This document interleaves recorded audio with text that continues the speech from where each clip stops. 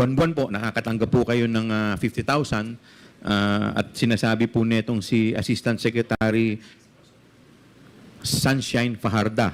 Sabi po ninyo sa kanya, itong envelope na to ay galing po from the Office of Vice President Sara Duterte o galing kay BP. My name is Gloria Humamil Mercado, and I have dedicated over 40 years to public service in the government of the Philippines. In my last year with government, I served as the Undersecretary for Human Resource and Organizational Development of the Department of Education. I was appointed as DepEd Undersecretary by President Marcos, as recommended by Vice President Sara Duterte in 20... So, ibig sabihin po, prior to your appointment as Undersecretary, hindi pa po nyo kilala si Vice President Sara Duterte. Tama po ba? Kilala naman po, kilala Your na po Honor, ninyo. kasi she studied at the Development Academy of the Philippines where I Okay. was the Dean and the Senior Vice President. Okay. So, ilan po ba ang Usec ng DepEd? We were 9 po. Siyam po. Ano-ano po yung mga Usec na to? Usec for Finance, Admin, Finance. Infrastructure. Admin. Infrastructure? Infra? Yeah. We were Admin, Finance, Curriculum, Human Resource and Organizational Development. Resource and Organizational Development, Operations, Planning, Procurement, and the Procurement. Chief of Staff. Kasi And may it's- Usec for procurement po. Sir, the Usec for Procurement was a product of an organizational review which we did when we came into into DepEd. So, dalawa po yung function ninyo. Usec po kayo ng human resources and at the same time, kayo rin po ang head ng procuring entity. Tama po ba? Yes, Mr. Chair. So, sabi po ninyo sa paragraph 4, between February 2023 to September 2023, I received a total of 9 envelopes labeled HOPE. My current position in DepEd during that time. Concurrent, Ano po? Tama po ba? concurrent position, Yes. Your Honor. So, tama po ba itong sinabi ninyo? Yes, Okay. Mr. Ano po Chair. yung laman nitong siyam na envelope na to? It's 50,000 pesos. 50,000. 50,000 pesos. 50,000. So, 50,000 times 9. So, for 9 months, ilang buwan po kayong naging HOPE? 9 months? May I explain that? Yes, please. I've been receiving that envelope, but I never opened it while I was at DepEd. Some of my friends, when I left, they saw that those envelopes still intact, not opened. So I actually didn't know how much money there was in each of the envelope. But how did you know na pera po ang When I laman? retired already, I was asking for an exit call so I could You were return asking for? an exit call when I was leaving already DepEd because I wanted to return those envelopes, Okay. but I wasn't able to have that exit call. I wasn't able to return, but so I sought some advice, and they just advised me to donate it to a non-government organization, which I did. And that's the only time that I opened those envelopes in front of the people that I was donating it. And it was 50,000 per envelope. So, 50,000 times 9, It's 450 po. And 450. they issued me a receipt for that 450. Okay. Sino po nag-issue ng receipt? Yung Buwan-buwan po, nakakatanggap po kayo ng 50,000 at sinasabi po netong si Assistant Secretary Sunshine Fajarda. Sabi po ninyo sa kanya, itong envelope na to ay galing po from the Office of Vice President Sara Duterte o galing kay BP. This is a very difficult thing to do, and I apologize to my children who didn't like me to join this this session, and also my colleagues who are my friends, but I have to read my statement. My name is Gloria Humamil Mercado, and I have dedicated over 40 years to public service in the government of the Philippines. In my last year with government, I served as the Undersecretary for Human Resource and Organizational Development of the Department of Education. I was appointed as DepEd Undersecretary by President Marcos, as recommended by Vice President Sara Duterte in 2022, and I assumed office in August of 2022 in February 2022. In February 2023, I was designated as the head of the procuring entity of DepEd. As one of the signatories of DepEd's checking account, alongside Undersecretary for Finance, Annalyn Sevilla, I signed checks related to all funds and recall that each some of the checks that I signed amounted to 37,500,000 pesos. Between February 2023 to September 2023, I received a total of 9 envelopes labeled Hope, my concurrent position in DepEd during that time. These envelopes were handed to me mostly by Assistant Secretary Sunshine Fajardo, which she says came directly from Vice President Duterte. What she would typically say as she hands the envelope, it would appear that I received this envelope by virtue of my office as Hope. Attorney Fajardo is the wife of Edward Fajardo, who is the Special Disbursement Officer. Although the exact date evades recollection, sometimes during the course of my tenure with DepEd, a member of my staff informed me that an inquiry was made by one of our officers in the field that Mr. Fajardo had made inquiries about the bank accounts of several individuals and if divulging such information to him was permitted. My office confirmed that it was upon the instruction of the Office of the Secretary. Evidently, it would appear that regional directors and other employees on the field would also receive sums on top of the regular salaries. Sometimes in October 2023, as the likelihood of a bidding failure for DepEd computerization have become apparent, I was approached by Attorney Monsayak, and he suggested in the presence of other officials who was with me that the bidders should just discuss among themselves. Mag-usap-usap na lang para hindi masayang yung pera ng 2023. I firmly asserted that the procurement must be implemented and conducted in strict adherence with the rules. Sometimes in the third or fourth week of October, I was summoned by Zulaika Lopez, the Chief of Staff of the Vice President and Undersecretary of the OBP. I was informed that I should tender my resignation effective that day. I refused to resign and I insisted on departing from service through voluntary retirement. The timing of my meeting with Ms. Zulaika struck me as more than coincidental. It gave me the impression that my candid responses was the real reason behind the push to relieve me of my office. It was as if I had become an unwelcome obstacle, despite simply doing my job as Hope and Undersecretary of Human Resources of DepEd. Prior to my meeting with Ms. Zulaika, there were other undersecretaries and assistant secretaries who were summoned also and were also summoned, all of the same purpose of informing them that they should tender their resignation effective on the same day. I signed my affidavit. Our first interpolator would be Congressman Dan Fernandez. Congressman. Mr. Chairman, this is a brief lang po, no? As I read the affidavit, medyo mabibigat po itong mga accusations that was mentioned by Ms. Gloria Jumamil Mercado. But while we are in break, I tried trying to call my mga contacts about this person, si Gloria Jumamil Mercado. If I may be allowed to just establish some qualifications that you have. Just answer us truthfully, Ms. Gloria Jumamil Mercado. Ano po ba ang pinagmulan po ninyo? You are in the public service for 40 years. But ano po yung mga foundation that you can relay to this committee as your established personality? Thank you, Chair, for that question. Yes, Usec Mercado, you are recognized. I was, as I mentioned, I'm already 40 years in government. I was pulled out from my fourth-year college. I was 19 years old when I worked with then Minister Vicente Paterno as Masikap.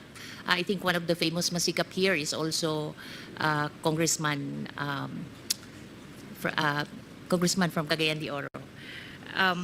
So I started working in Mindanao as a field worker, and I rose the rank up to an assistant secretary on mostly on merit.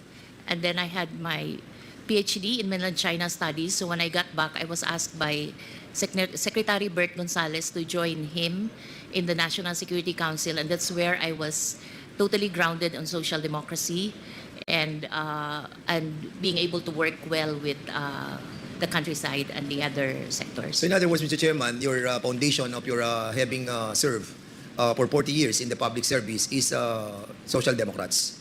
Yes po, sir. Mr. Chairman, kasi yung pong mga Social Democrats, yung pong equality, no?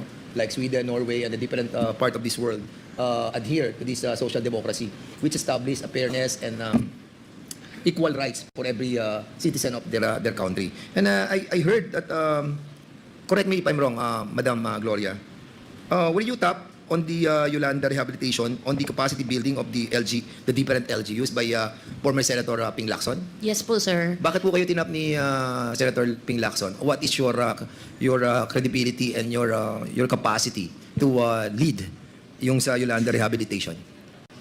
I was actually wearing two hats, Mr. Chair. The first one is I was the commander of the Naval Forces Reserve, Eastern Visayas. I'm a Commodore po of the Philippine Navy Reserve. So reservist po kayo ng Yes ng po, Navy? sir. Yes, sir.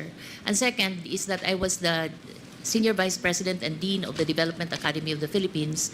And we were asked by Senator Ping Lacson, of then Presidential Advisor for the Yolanda Rehabilitation, to develop a course for the 179 municipalities and towns that were affected by which we call the Yolanda Corridor. So we customized a program for them, and they didn't come up with a thesis. It's a master's degree. What came out, each of the planner will come out with a new town plan that is on a build better framework. So in other words, Madam Chair, Mr. Chair pala, and Madam Gloria, yung buong trabaho po ninyo para maintindihan po ng in a layman's term, no, yung naging trabaho nyo as Senior Vice President po ba kayo ng Development Academy of the Philippines? Yes po. If I may, no, ito po bang trabaho nyo dito, kung ilalagay po natin para mas maintindihan natin, kayo po yung nagte-train para dun sa mga career executive. Am I correct? Yes, Mr. Chair. So in other words, your capacity as one of the pillars of the Development Academy of the Philippines is to give ammunition to those affected doon sa Yolanda strategy. Is that correct? Yes, Mr. Chair. Were you also a pioneer nung tinatawag natin sa Development Security Program for the Command and General Staff ng College ng Armed Forces of the Philippines? Yes, Mr. Chair. Were you a part of it? Kasi as also a reservist po, I realized that yung nag-aaral sa Command and General Staff College, they only get a certificate of a Command and General Staff course. So naisip namin sa DAP is to twin a program. We expanded the training so that pag-graduate nila sa Command and General Staff College, hindi lamang sila certified of the Command and General Staff course, meron din silang Masters in Public Management, Major in Development and Security. Ang tinuturo po namin, Mr. Chair, is for the armed forces to be able to work properly in the ground, especially with the NGOs and the local government units. Okay. Aside from that, somebody texted me as well. They saw you on the live stream of the House of Representatives, and they're telling me that you are a senior fellow of the Philippine Public Safety College, wherein I'm going to graduate on Friday. Yes, sir. Are you a dean of the PPSC? No, sir. We helped develop the program. So I chair the advisory committee. So you created the program that we are that Yes, will yes, being sir. taught to us. Yes, Mr. Kasi Chair. 1 year na po akong nagmamasteral sa Public PPSC, safety. sa public safety, and I'm quite surprised that you are a former senior fellow of the PPSC. And with that, Mr. Chairman, no, I was quite surprised to find out that no, actually, I'm not surprised anymore. A while ago when I was hearing your testimony on your affidavit, medyo nagiging questionable pa sa akin yung mga dineklara nyo dito. But now that I found out all of this qualification that was given to me by my friend who have watched you testifying on this committee, now I must agree that you really have a ball, no? Ano kayo talaga? You were established on your foundation on the true public service that are being given by you. And with that, Mr. Chairman, I will not be furthering my query anymore because I believe that this person who will be testifying to us have this high credibility. Maraming salamat po, Mr. Chairman. Thank you. I will be the next interpellator. Ma'am, kanina po binanggit po ninyo dito na sa inyong affidavit Ito po ba yung affidavit na binabanggit po ninyo, na pirmado po ninyo?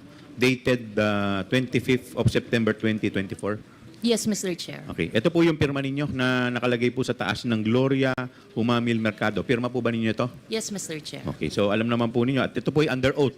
So Yes, ibig Mr. sabihin po nito, at kanina rin po, kayo po ay nag-take ng oath. So lahat po ng sasabihin ninyo po dito ay dapat pawang katotohanan lamang. Tama po ba? Yes, Mr. Chair. Okay.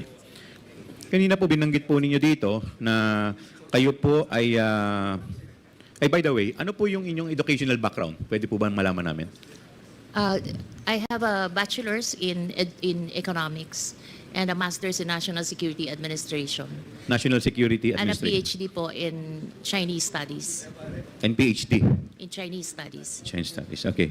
Sabi po ninyo dito kanina, sa inyong number 2 affidavit, I was appointed as DepEd Undersecretary by President Ferdinand Romualdez as recommended by Vice President Sara Zimmerman Duterte in 2022. Bakit po paano po ninyo nakilala si VP Sara? At bakit kayo po ang napili niya na irekomenda bilang Undersecretary ng DepEd? Thank you, sir. Thank you, Chair. We actually went through a selection process. There was an advertisement by the CES board that the Department of Education is going to recruit undersecretaries, assistant secretaries. So we saw that ad. I was currently working with the Office of the Presidential Advisor for streamlining government processes. And so we applied, we were interviewed, and then we received a communication that we passed the interview and the process, the selection process, and that we are to assume at a specific date. Okay. So, ibig sabihin po, prior to your appointment as Undersecretary, hindi pa po nyo kilala si Vice President Sara Duterte. Tama po ba? Kilala naman po, kilala Your na po Honor, ninyo. kasi she studied at the Development Academy of the Philippines where I Okay. was the Dean and the Senior Vice President. She was our graduate student. So, din po kayo sa DAP. Yes po, sir. Ano Your Honor. ano pong course ang kung saan po kayo din? Sir, it's just one. So yung buong DAP kayo po yung ano? Yes, sir. Okay, Development It's Academy, the tama Graduate po ba? School of Public and Development Management. Okay. So, dito po ninyo nakilala si VP Sara. Yes po. Yes, Your Honor. And Okay. I was actually her advisor of her thesis for her master's degree. Okay. So yung recommendation po niya, kayo po ay naging Undersecretary for Human Resources and Organizational Development. Tama po ba? Yes, yes, Chair. Okay. So ilan po ba ang Usec ng DepEd? We were 9 po. Siyam po. Ano-ano po yung mga Usec na to? Usec for finance, admin, Finance. infrastructure. Admin. Infrastructure? Infra? Huh? Yeah. We were admin, finance, curriculum, human resource and organizational development. Pakilakasan po, pakilakas. Human resource and organizational development, operations, planning,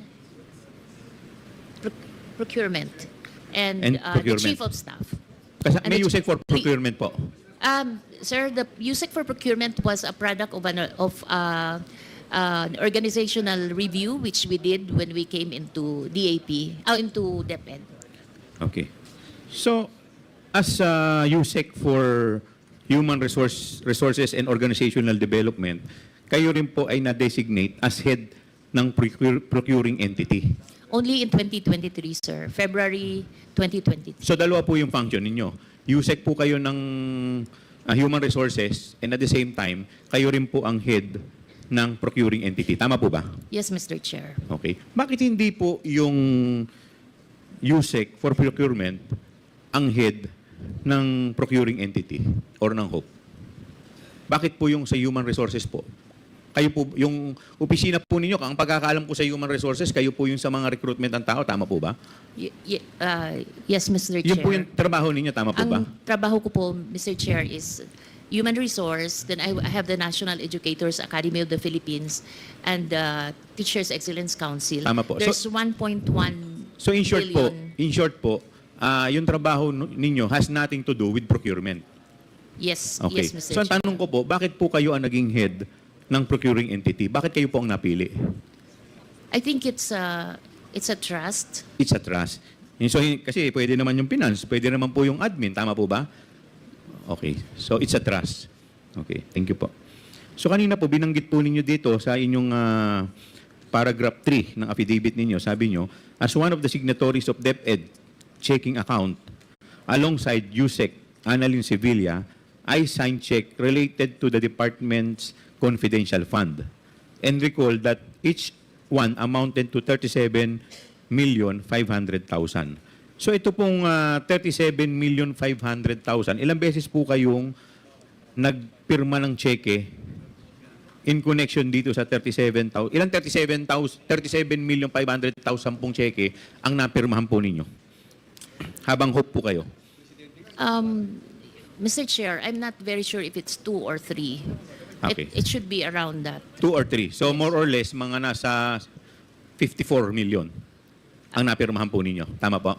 Yeah, but separate checks. Apo, dalawang check na worth 37 times 74. Apo. Now, sabi po ninyo sa paragraph 4, between February 2023 to September 2023, I received a total of 9 envelopes labeled Hope. My current position in DepEd during that time. Concurrent. Ano po? Tama po ba? Concurrent position. Yes. Your Honor. So tama po ba itong sinabi ninyo? Yes, Okay. Mr. Ano po Chair. yung laman nitong siyam na envelope na to? It's 50,000 pesos. 50,000. So 50,000 times 9. So for 9 months, ilang buwan po kayong naging Hope? 9 months? May I explain that? Yes, please. I've been receiving that envelope, but I never opened it while I was at DepEd. Some of my friends, when I left, they saw that those envelopes still intact, not opened. So I actually didn't know how much money there was in each of the envelope. But how did you know na pera po ang When I laman? retired already, I was asking for an exit call so I could You were return asking for? an exit call when I was leaving already DepEd because I wanted to return those envelopes, Okay. but I wasn't able to have that exit call. I wasn't able to return, but so I sought some advice and they just advised me to donate it to a non-government organization, which I did. And that's the only time that I opened those envelopes in front of the people that I was donating it. And it was 50,000 per envelope. So 50,000 times 9, It's 450 po. And 450. they issued me a receipt for that 450. Okay. Sino po nag-issue ng receipt? Yung the one who, it's an The one it's na- an NGO that I Okay, donated so yung the money. pinag-donate po ninyo. Yes, Do you sir. have that receipt? Yes, sir. Thank Yes, you. Your- Can we yes, have a Mr. copy Chair. of the receipt, yes, ma'am? Mr. Chair. Thank you po. So, buwan-buwan po, nakakatanggap po kayo ng 50,000 at sinasabi po netong si Assistant Secretary Sunshine Fajarda. Sabi po ninyo sa kanya, itong envelope na to ay galing po from the Office of Vice President Sara Duterte o galing kay BP. So, ano po ba ang trabaho nito ni Assistant Secretary Sunshine Fajarda? She used to be the head executive assistant. Hey, and yeah. then, yes, and then she became an assistant secretary. Okay. At ang asawa po niya, sabi po ninyo dito, si Edward Fajarda, siya naman po ang Special Disbursement Officer. Tama po ba? Yes. Okay. So, ibig sabihin po, itong mag-asawa po, si Sunshine Fajarda at si Edward Fajarda ay very close po talaga sa Vice President. Tama po ba? Masasabi po ba ninyo na very close sila? I couldn't say that po. Pero the fact na si Sunshine Fajarda ay heya, so siya po yung laging kasama. Tama po ba? If you're the HEA, you're usually the one who has trust and confidence from the Yes, president. trust and confidence. So, ano po ba yung mga trabaho kadalasan ng heya? It's really doing the Parang chief of staff din po yan Yes. Tama po ba? So, pag dumating na si heya at may sinabi pong instruction sa inyo, parang ang kausap na rin po ninyo yung boss. Tama po ba? yes, So, Mr. okay. Chair. So, ito po bang... so, tuwing nagpupunta po siya sa inyo, sabi ninyo, 9 months. sunod-sunod, nagbibigay po siya ng envelope na may laman pong 50,000. Tuwing nagpupunta po siya sa inyo, sinasabi po niya, galing kay VP. Tama po ba? Kami po yung umaakyat sa Umaakyat kayo. Office of the Secretary. Saan po kayo umaakyat? Saang office po? Sa Office of the Secretary. Kasi that's where she holds office. Sa office ni Assistant Secretary Fajarda? Yes. Okay. Yes, Chair. By the way, ito po bang opisina po niya? Gaano po ito kalayo sa opisina ni VP Sara? The same... Same office. So, ibig sabihin, isang opisina lang po silang dalawa. Okay. Pero kasi normally po, yung Usec ang nagpapatawag ng ASEC eh. Tama po ba? Tama po ba? Kasi mas mataas po yung Usec kaysa sa ASEC eh. But this time, yung ASEC po ang nagpapatawag sa Usec. Tama po ba? Yes, Chair. Okay. So, yun po eh hindi naman normal. Kasi normally talaga, ang boss ng ASEC, yung Usec. Tama po ba? Okay. So, the fact na kayo po ay pinatatawag ng ASEC, eh, ibig sabihin po talaga, eh, talagang very close. At talagang parang very close siya sa secretary. Tama po ba? Parang alter ego po siya. Okay. Pakidescribe nyo nga yung opisina ng Office of the Vice President at saka ito pong opisina ni Assistant Secretary Sunshine Fajarda. Ano po ba yan? Kunyari, halimbawa, ito po, isang opisina to. Meron lang po ba siya doong table o meron din siyang sariling opisina doon? May sarili siyang... May sariling opisina. So, para siyang chief of staff doon. Okay. Pero lahat yan under ng Office of the Secretary. Kasi normally po, ang mga may opisina lang po doon, Usec. Tama po ba? Ang mga Usec po, may kanya-kanyang opisina. Tama po ba? Sa baba po. Sa baba. Eh, yung mga ASEC po, may mga opisina rin po ba? Yes, Saan yes, po? Your- Sa baba rin. Naka-scattered kasi madami. Naka-scattered. So, ibig sabihin, on top dun sa opisina niya as ASEC, meron din siyang opisina sa loob ng opisina ng Secretary as HEA. No po, Chair. Wala. Yun lang yung office niya. Ayun lang ang office niya. Oo. So, ibig sabihin Kasama talaga, din niya yung Usec, yung Chief of Staff. Okay. Ang nag-office doon, Chief of Staff at saka yung ASEC. dun sa loob ng opisina ng Secretary. Okay. Yes. So, yun lang po. Salamat po. Yes, with the indulgence of Congresswoman Luistro, the Chair would like to recognize Congressman J. Konghun. In connection lang po, ma'am, doon sa tanong ni Chair. Tanong ko lang po, ma'am, nung naramdaman niyo po na may nag-aabot po sa inyo ng sobre, buwan-buwan, ano po ang pakiramdam niyo? Bakit hindi niyo po binuksan? I must admit that I was uncomfortable with those envelopes, but parang ang hirap din kasi I'm not sure if others are receiving. Parang ang hirap din I didn't know if others are receiving. I cannot say. So ang ginawa ko na lang is I had this pouch that iniiwan ko lang sa office. Nilalagay ko lang doon yung mga binibigay sa akin na pera. Sa pakiramdam po ninyo, para po saan yun? Ang feeling ko is she has naman resources to give to she has probably personal resources that she can share to her people, and I'm not really, ayoko mag-speculate, but the only thing I could say is I wasn't comfortable with it. Hindi po ba kayo nagtataka? Kayo po yung head ng HOPE, ng procuring entity, tapos may natatanggap po kayo na buwan ng 50,000? As I mentioned, it is uncomfortable, and that's precisely the reason why I wasn't opening it at all. I was just putting it in one pouch. Thank you, Mr. Chair. The Chair Mr. would like to Chair, recognize Congresswoman Luistro. thank you. My question is addressed to Ma'am Mercado. Ma'am, do you confirm when you were still in DepEd, you were occupying concurrently Usec for HR and HOPE? Yes. Sabay po yun. When were you appointed as Undersecretary for Human Resources and Organizational Development? We were all appointed together by the President July, but I only assumed... Can you please state the year? July 2022 po. Okay. But I only assumed office in August 15, 2022 because I was still winding up my work with another office. So you would agree with me if I say that you were appointed as Usec for HR July 22, but you assumed the position August 15, 2022? Yes, With Mr. respect Chair. to your appointment as head of procuring entity, kailan po kayo na-appoint? That's February 2023. February 2023. Let's go back to your appointment as Usec for HR.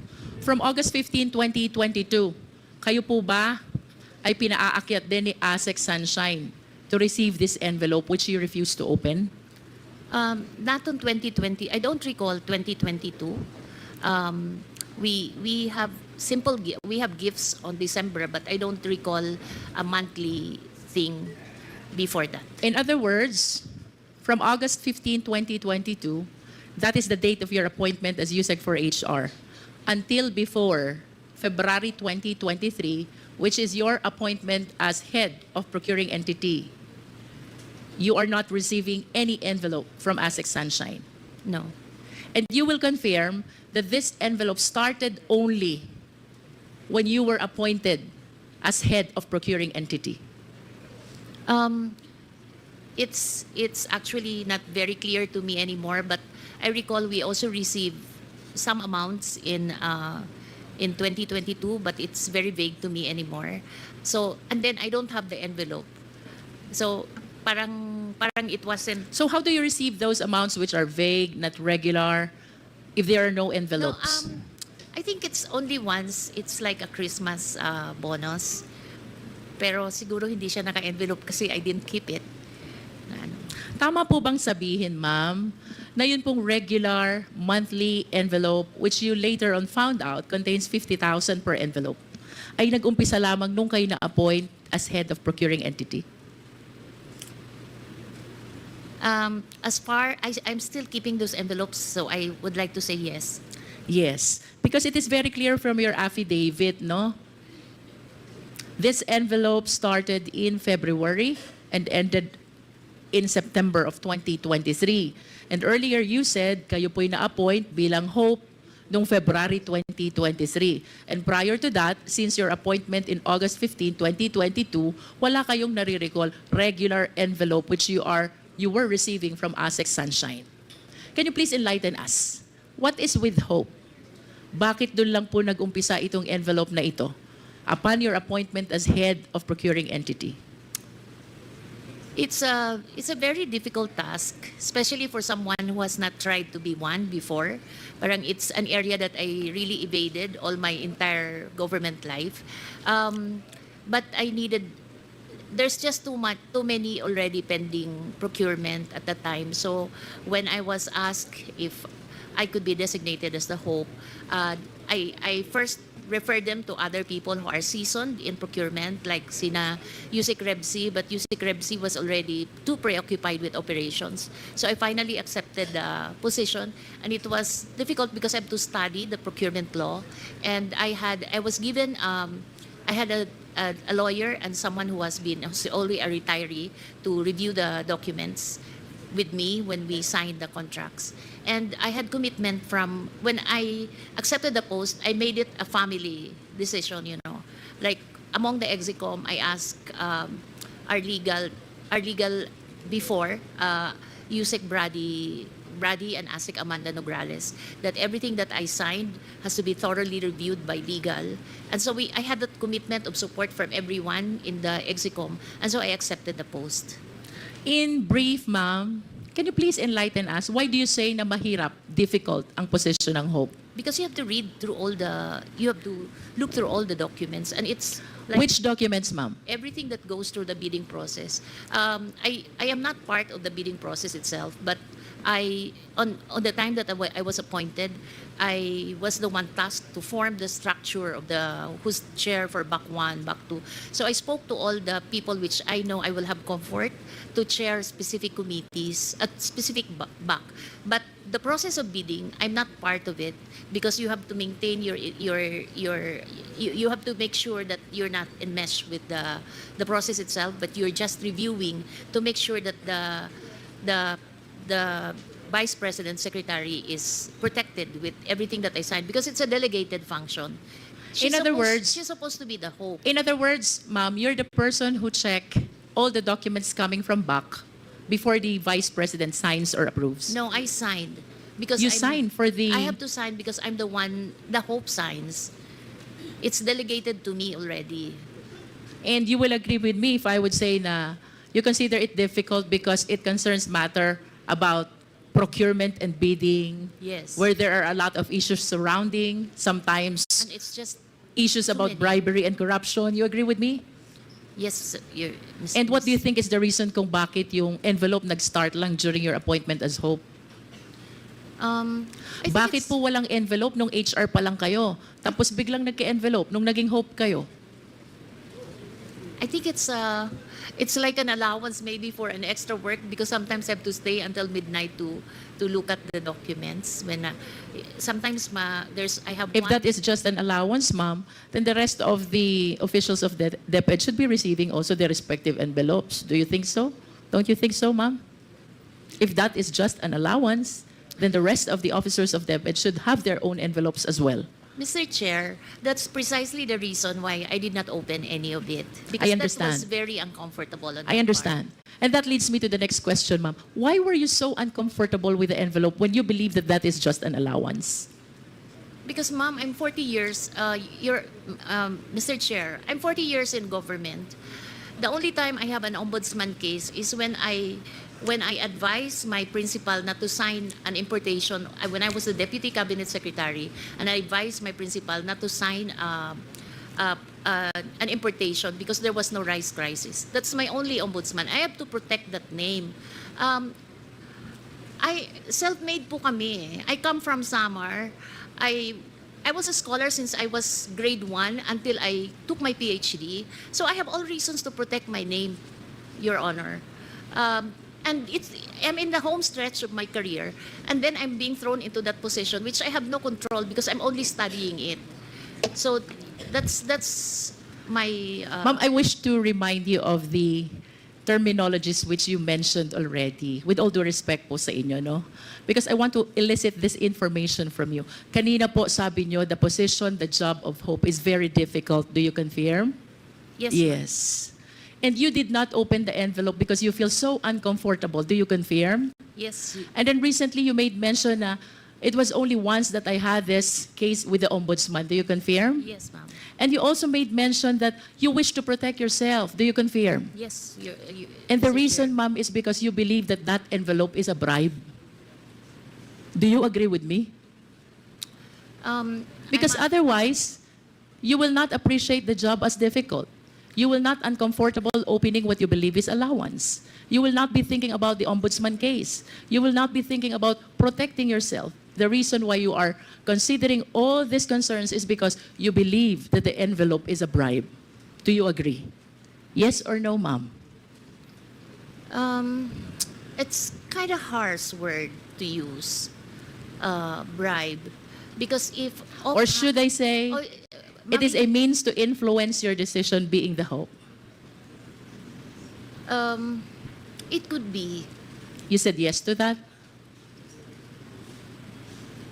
You said it could be. Could be. I wish to manifest, Mr. Chair, that on the story, on the narration of the resource speaker about this envelope she received and she refused to open until the same is donated from February 2023 to September 2023 is a means actually to influence the decision of our resource speaker being the one who approved all the decision of the BAC in behalf of the DepEd Secretary. Tama po ba, ma'am?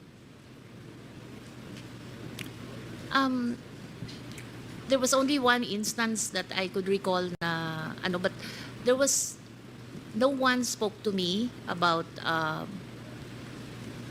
there was an instance where I tried to let a bidding lapse, but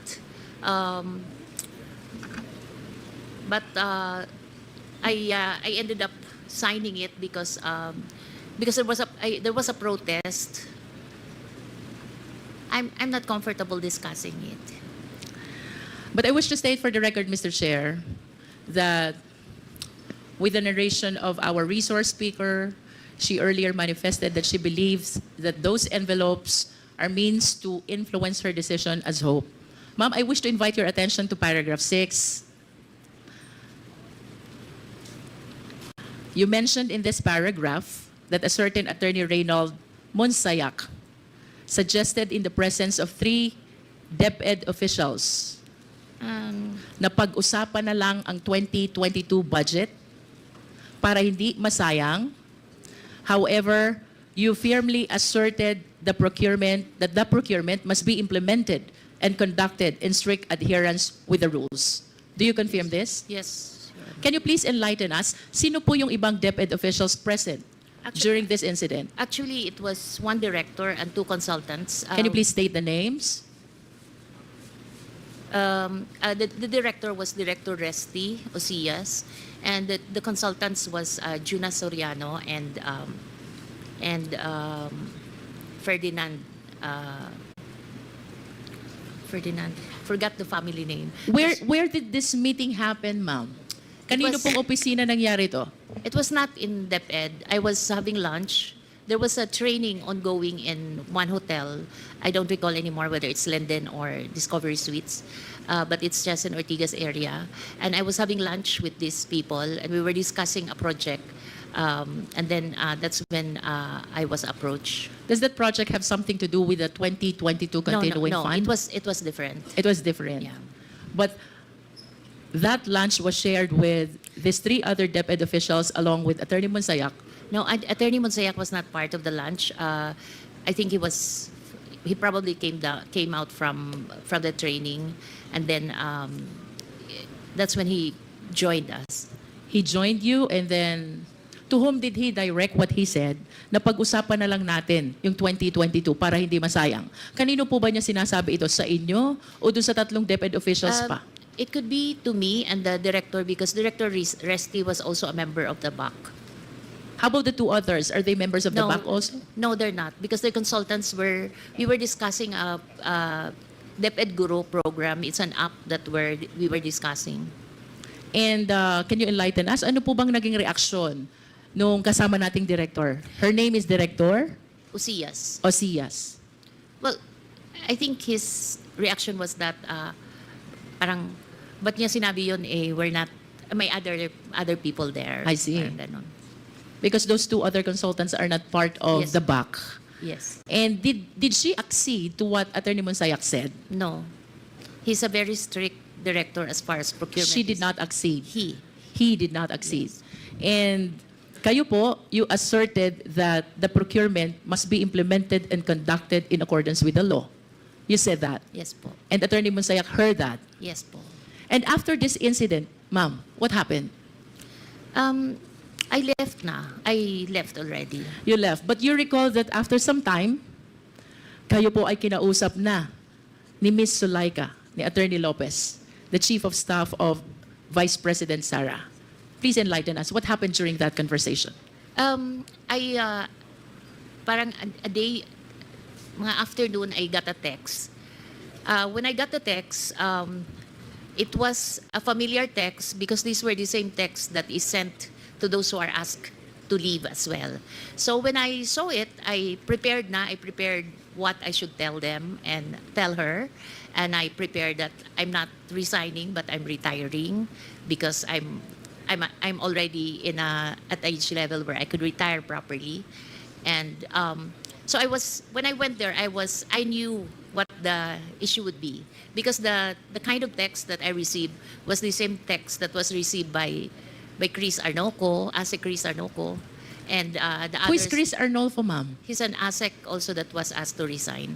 He was asked to resign for what reason, if you're aware? No, I'm not aware. You are not aware?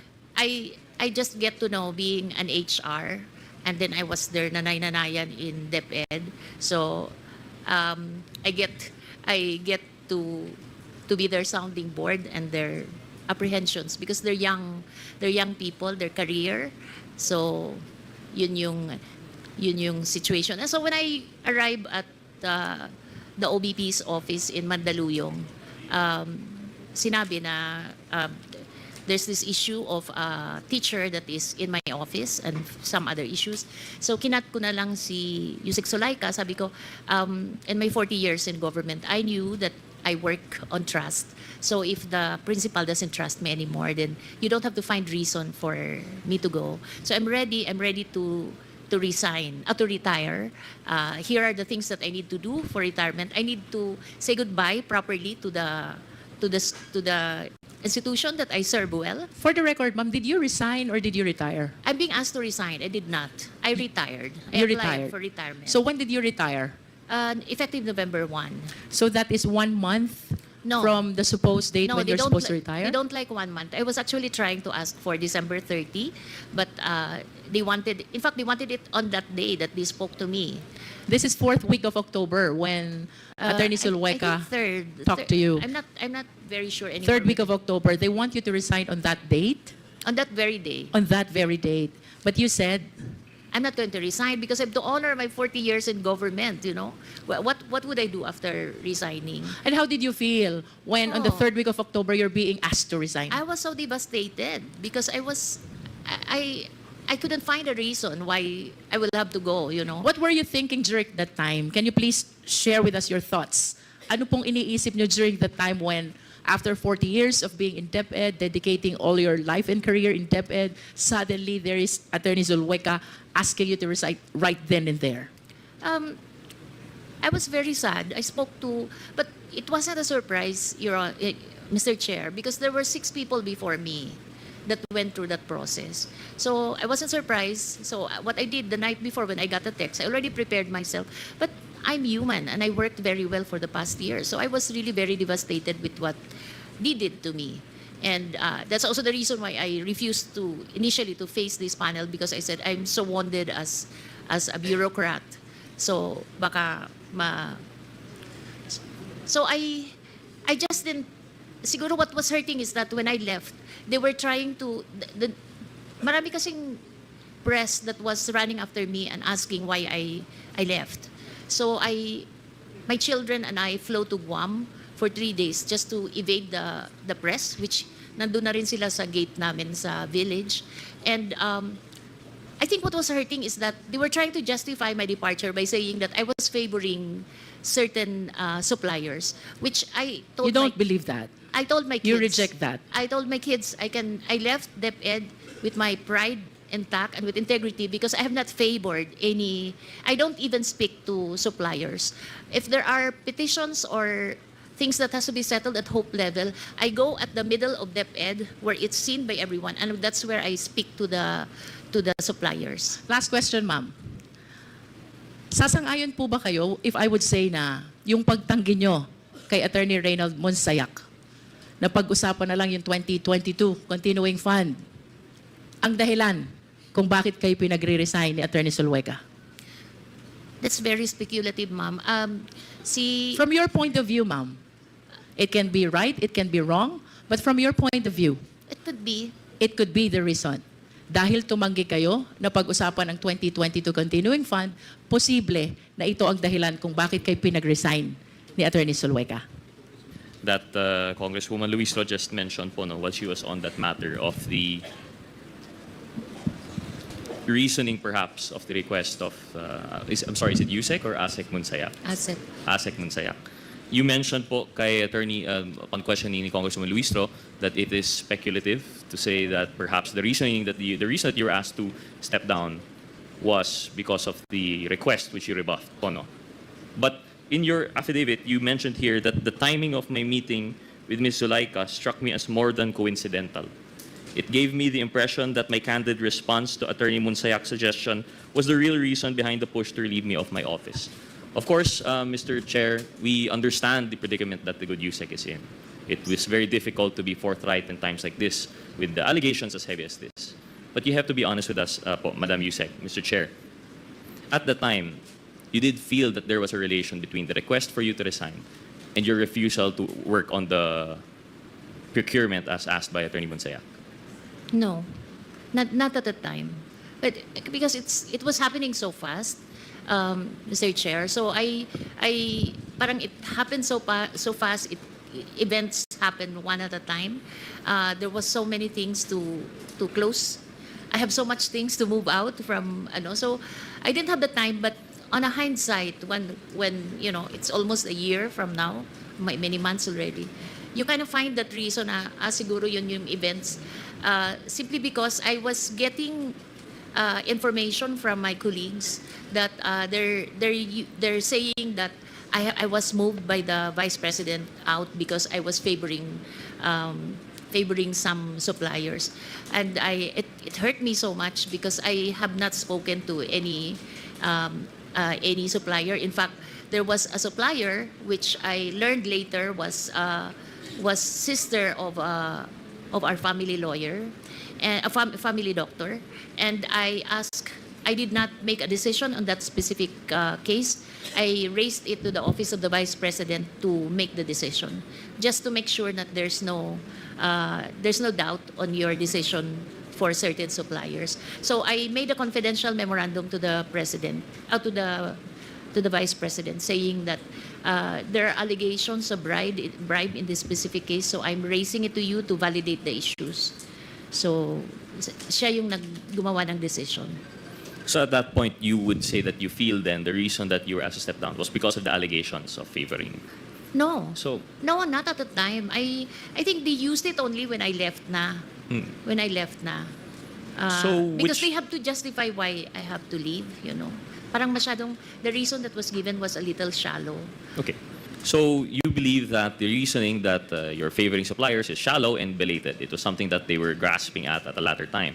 So right now, when we ask you, what did you feel is the reason for Attorney Monsec to ask you, for Ms. Zulaika to ask you to step down? I think it's, I would believe that it's really the work on the procurement side. So, tama po yung sinabi ni Kong Jinky. She was hinting at that. You just had difficulty saying it. Yeah, But on a hindsight, yes. In hindsight. And you stand by your affidavit now when you say that it seemed as more than coincidental po, no? That the conversation of your resignation came right after your rebuffing of the, I wouldn't say advances, but the suggestion that you do not intervene with your duties in procurement. Yes. Okay. I just wanted to take up from that point now from Congressman Luistro. But so I'll start now over from your affidavit as a whole. Of course, these are very heavy accusations. This is a very heavy narration. And of course, Chairman Dan Fernandez has already given some insight as to your background. So it really gives us some credibility, an idea of who you are and why you would come out to say this. So with that, we'd just like to verify, of course. I know some of these questions were already asked prior, but we'd like to really test the narration. So, Madam Usec, Mr. Chairman, you mentioned that at least 2 or 3 times po, you signed the checks. And this was for the amounts of 37,500,000. And you're sure that this is sourced from the confidential fund. How do we know po that this is... No, I'm not. I signed checks. The checks.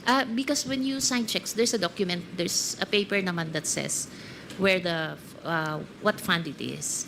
And you mentioned that you are one of the co-signees. But only for checks. For the We have checks. no idea how the confidential fund is Of course. used. Yes. Or, I'm limiting my questions purely to the checks. It's Yes, that which you have yes. personal knowledge. So you mentioned here that you signed checks related to the confidential fund, and there were documents to prove that this is in relation to the confidential Yes. fund. Who else were your co-signers po in the check? Usec Ann. Usec Ann is here. She is present. Maybe ask si Ms. Chair, we are free to ask other resource persons po naman, no? Because it's as in an inquiry in aid of legislation. Yes, please continue. Maybe ask Usec Sevilla. You were mentioned in this affidavit. Do you confirm that you signed these checks together with Usec Mercado? Mr. Chair, Usec Sevilla. Sevilla, you're recognized. Thank you, Mr. Chair. Yes, Your Honor. As part of my work as the Undersecretary for Finance, I do the ministerial task of processing and releasing payments. And for a check to be released, there should be 2 signatories. And in the designation of authorities to sign checks, all undersecretaries are authorized to do the signing of the checks. And there's a limit also, Your Honor.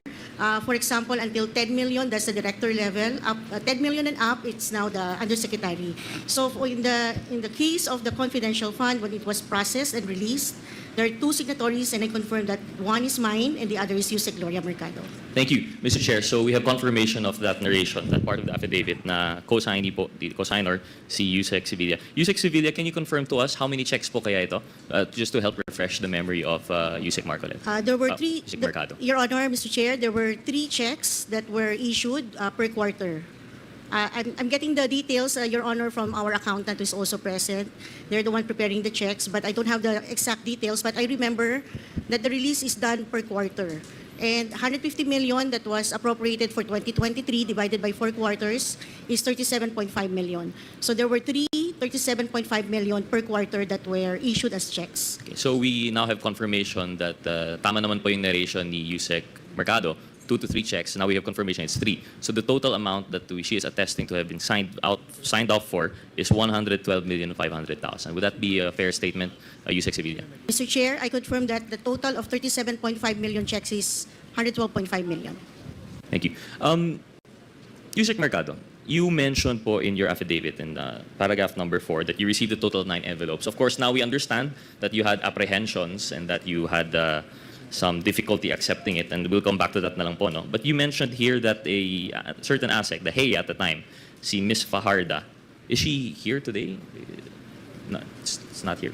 So si ASEC Fajarda, is she still in the office of the OVP, DepEd? Would you know? She's with the OVP right now. Okay. And you mentioned that she would give you the envelopes. Would you recall if the envelope had the marking Hope po, no? It was Yes, labeled as yes, Hope. Mr. Was this Chair. typewritten? Was this printed? No, it's written. Written. Would the handwriting be familiar? I'm still keeping those envelopes. Oh, you still have the envelopes. Mr. Chair, may we request perhaps that these envelopes be produced as object evidence for this committee? So perhaps in a... The envelope, I think, was already, the content of the envelope was already donated. Yes. But with respect to the envelope, you still have it in your possession. Tama po ba? It's in my home. Okay, so may we request Usec Mercado to please, dala po ba ninyo ngayon? Hindi po. Hindi. So siguro in the next scheduled hearing, may we request na pakidala po ninyo para ano po namin. Meron pang next schedule. Ma'am, pakilapit lang po ninyo yung microphone para medyo clear at maliwanag po. Thank you po. So, Please continue. Please proceed. thank you, Mr. Chair. I think that would be very helpful and we'd really appreciate if you could produce that. That would be object evidence po if talagang handwritten po yan and if we're able to prove kung kaninong handwriting. This would just serve to verify po no, the veracity of your narration. So, meron pong envelopes that were labeled Hope. They were not labeled Miss Mercado. They were not labeled Ma'am Gloria po ba? Is that how you go? What is the name that you go by po for people familiar with you? Glo. Glo. So it didn't say Dearest Glo, it didn't say Usec Just Mercado, Hope. just Hope. Just Hope. Okay, I'll come back to that po at a later time. Going back po to the lunch of, you had the lunch, according to paragraph 6 po, no, you substantiated that your lunch was in Discovery Premier po ba? Or- I don't recall anymore whether it's Linden or Discovery, but just within those hotels. And you had that lunch with 2 other colleagues and then si attorney, 3 colleagues. Yeah, one of my directors, Attorney Resty, Ucias, and 2 consultants. 2 consultants. And then si Attorney Monsayak joined you Joined at a us, later time. Mr. Chair, may we ask si Attorney Monsayak? Good afternoon po, sir. Sir, ano po yung position nyo at the time? You were Usec? Good afternoon, sir, Your Honor. Attorney Monsayak, you are recognized, Mr. Chair. Thank you, Mr. Chair, Your Honors. During that time, I was new at DepEd as Assistant Secretary for Procurement. You were at ASEC for procurement. Okay. Yes, Your Honor. And at the time, would you confirm that you were at the training? Do you recall the narration of this lunch that that Usec Mercado has laid out today? Yes, Your Honor. The very good thing about this is I kept all our conversations and it would debunk the timeline being narrated by Usec Glo Mercado here, especially about the reason she was supposedly removed by the appointing authority. And I remember that lunch. Your Honor, can I provide context for the narration? Hopefully, Mr. Chair, may I just clarify? My question is about the lunch po, no? Yung whether or not the reason for the removal or whatever else. We'd like to hear that, but sir, Yes. perhaps at a later Yes, sir. time after interpellation by other members. Yes, sir. But my interpellation is purely on the lunch. If you could qualify the context po na lang. I remember the lunch. It was a training conducted at Linden Suites regarding procurement. It was the time that, because when the first bidding, 2022 bidding was conducted, the bid opening, I was not yet an employee of DepEd. So it was conducted, I think, August. I joined DepEd at October 1. But when I was there, I saw that all the bidders... Excuse me, can I, pwede po ba puputulin ko po muna? Yes, Your Honor. Attorney, nag-take ka na po ba ng oath? Opo, nag-take po out kanina kasama ng mga iba pang resource Okay, persons. Attorney Powa, nag-take na rin po ba kayo ng oath? Yes, Mr. Chair. Kanina po. Okay, so please continue. So naalala ko po yan, nung pumasok po ako, nakita ko po yung sa original bidding ng 2022, halos lahat ng bidders nadidisqualify na. At yung 2022 funds, maglalapse na yan end of 2023. So nakita ko ho yan na nagpo-post qualification pa sila. Nandun ho si Usec Glomer, kasama ho si Resty Ocias. Hindi ko ho kilala yung dalawa, no? So una ho, wala akong dahilan o interes o inclinasyon na magbigay ng isang illegal na order sa isang publikong lugar na may mga tao na hindi ko man lang kilala. Ang naaalala ko po dyan, si Resty po ang kausap ko, sabi ko, ano ang plano nyo dyan? Kasi kung itutuloy nyo yung post-qualification at maglalaps yan, hindi na aabot yan sa December 2023. So, mag-decide na kayo kung ire-rebid nyo yan. Kasi kung ire-rebid nyo yan, hindi masasayang yung pondo, mayu-utilize pa yan bago mag-end yung 2023. Yan po yung mismong sinabi ko. Kumbaga, pinagde-decide ko na ho sila kung itutuloy pala nila yung post-qual nila na sobrang na-DQ na halos lahat ng mga bidder or magre-rebid na sila kasi tapos na naman yung period for post-qualification at marapit na rin mag-lapse yung 90-day maximum period for procurement. So parang sinabi ko, mag-decide na kayo kung ire-rebid nyo yan kasi kung ire-rebid nyo yan, aabot pa yan, hindi masasayang yung 2022 funds. So I remember that, Your Honor. Ang tanong ko lang ho, ba't naman ho ako mag-uutos ng illegal sa isang Usec na head of procuring entity na may mga kasamang tao na hindi ko man lang kilala? Thank you for the qualification. Can I po. just interject? Yes, Yes, thank you very much, Congressman Gutierrez. Yes, Deputy Yeah. Speaker. Mr. Chair, just so that I can fix my timelines no, and my notes. At that time po, Attorney Monsayak, ano pong posisyon ang hawak ninyo? Assistant Secretary for Procurement po ako. So ASEC na po kayo at that time? ASEC lang po ako. Kailan po kayo na-appoint na ASEC? Nag-assume po ako October 1, Mr. Chair, Your Honor. October 1, 2023. October 1, 2023 po. 2023. So, head kayo ng procurement. Ay, hindi po. May boss po ako na Usec for Procurement po. Okay. So, but when you assume your position as ASEC, you're appointed as ASEC, no? Correct? Opo, Mr. You were Chair. ASEC for what? Procurement po. So for procurement. Okay. Thank you very much. I just wanted to clarify that. No, thank you. So my apologies to Congressman Gutierrez. Please continue, Congressman Gutierrez. Thank you, Mr. Chair. Thank you, DS Suarez. So Usec, just to take over from there. Also to get in line Mr. with Chair, sorry. May I just- yield to my colleague. Congressman Mr. Chair, Pamela may I Zamora. just clarify kung kailan eksakto yung lunch nangyari? Sir? Hindi ko na ho maaalala. Kanino po kasi- ninyo ina-address yung tanong nyo? Ay, kay Attorney Monsayak po, Attorney Mr. Monsayak, Chair. please respond. Your Honor, Mr. Chair, hindi ko na ho maalala yung actual lunch. Pero ang maganda po kasi dito, na-save ko ho yung mga conversation namin Alright, ni so what Usec month Lo. wa- So, sorry, with the indulgence of Congressman Rog, I'll just take like 5 seconds. What month was this, Attorney Monsayak, Mr. Chair? Please continue, Attorney Monsayak. Your Honor, I have to check on my records. Pero alam ko ho, bago pa lang ho ako sa DepEd yan, siguro baka October lang din po yan. Anong year Saan po? ko Anong year? 2023 po, Your Honor. 2020, okay. Kanina si Ma'am Gloria, Ma'am, kailan niyo po sinabi, when did the lunch occur? Usec, I Mercado. wasn't also very specific because I could not recall the exact date. But it should be October.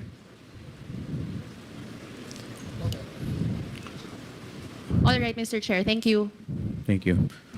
Yes, please continue, Congressman Rog. Thank you, Mr. Chair. Gutierrez. Just in line po with before we go back to the substance of the dinner, the lunch itself, just for the timeline. So prior to the October 1 appointment to ASEC for procurement, ano po yung position po ninyo, Usec, ASEC? Your Honor, Mr. Chair, I was spokesperson for the Office of the Vice President during that time, before I assumed office at DepEd. Since when po yung appointment po in the OVP? Nagsimula po ako sa OVP when the Vice President assumed position. Given that the OVP was concurrent secretary with the DepEd, would you say you are familiar with the members of the DepEd, even prior to your assumption in October 1? Ironically, Your Honor, kagaya po ng sinabi ni Usec Glomer, yung mga tao po sa DepEd, hindi po sila yung mga taong dating nakasama na ni Vice President Sara sa trabaho. Nag-create po talaga ng selection panel, tiningnan yung merits, tiningnan yung credentials. So hindi ko po sila kilala. Ang ironic po, ang medyo kilala ko po talaga si Usec Glomer because she's married to a fraternity brother in UP. I see. So, Mr. Chair, so your statement earlier is that you are not familiar with the processes of procurement, at least because you just entered as ASEC October 1. But you are familiar with Usec Glo. Your Honor, I'm a little bit familiar with the procurement process because I used to be head of a government agency, so I oversaw everything the procurement process. So just not familiar with this particular case? Yes, Your Honor, because when I joined, the first bid opening was already conducted. I see. So if that were the case po, no, going back then, thank you for the clarification of the timeline. Going back to the lunch, you do admit to having discussed about procurement issues. It's just you deny that it was an illegal order. Yes, Your Honor. Bakit ko naman po sasabing pag-usapan na lang natin to sa harap ng maraming tao, sa harap ng DepEd officials. Parang ang sinasabi ko doon, mag-decide na kayo kung ire-rebid nyo yan or itutuloy nyo yung POSCA. Kasi kung ire-rebid nyo yan, aabot pa yan at mayu-utilize yan before the year end. Ba't ko naman po mag-uutos ng illegal? And Your Honor, can I elaborate on the timeline just to show that what Usec Glomer said earlier about the reason for her removal is Point of order, Mr. Chair. Go ahead, the SJJ. Yeah, Mr. Chair, I think, with all due respect, not the resource person and the I witness. apologize, Your Honor. Oh, no, nothing to apologize for. I just want to make sure that we're giving proper direction to the questions of Congressman Gutierrez. So if the resource persons would be reminded na let's stick na lang to answering the questions as they were. And then you'll have your chance naman later on to also expound on certain events and certain timelines that you want to explain. Thank you very much, Mr. Chair. Thank you, the SJJ. Kindly continue, Congraj. Thank you, Chairman Konghoon. So yes, I do agree with DS Suarez. As much as we want to hear the timeline, perhaps at a later time, I'll just pursue my line of questioning. I'm sure Yes, Your Honor. some of my other colleagues would like to pursue po yung timeline ng resignation. Yes, Your Honor, But Mr. for Chair. the purpose of my interpellation, I'm satisfied with the answer of Usec Mercado that as to her hunch as to the reasons which she was asked to resign, and as to the timing of which, given the lunch that happened in the Lint Suites. No? I just have one more question lang po siguro, and then I'm going back now in relation to the envelopes that were labeled Hope. You were being questioned po earlier, Usec, Mr. Chair, that about your interpretation of what it meant when you were receiving these envelopes, and you mentioned you narrated in your affidavit that the envelopes were handed to me monthly by Assistant Secretary Sunshine Fajarda, Sunshine, which she says came directly from the office of Vice President Sara Duterte. And you mentioned that you quoted, "Galing kay VP," is what she would typically say as she hands the envelopes. What is your appreciation of that statement? Ano po yung ibig sabihin ng galing kay VP?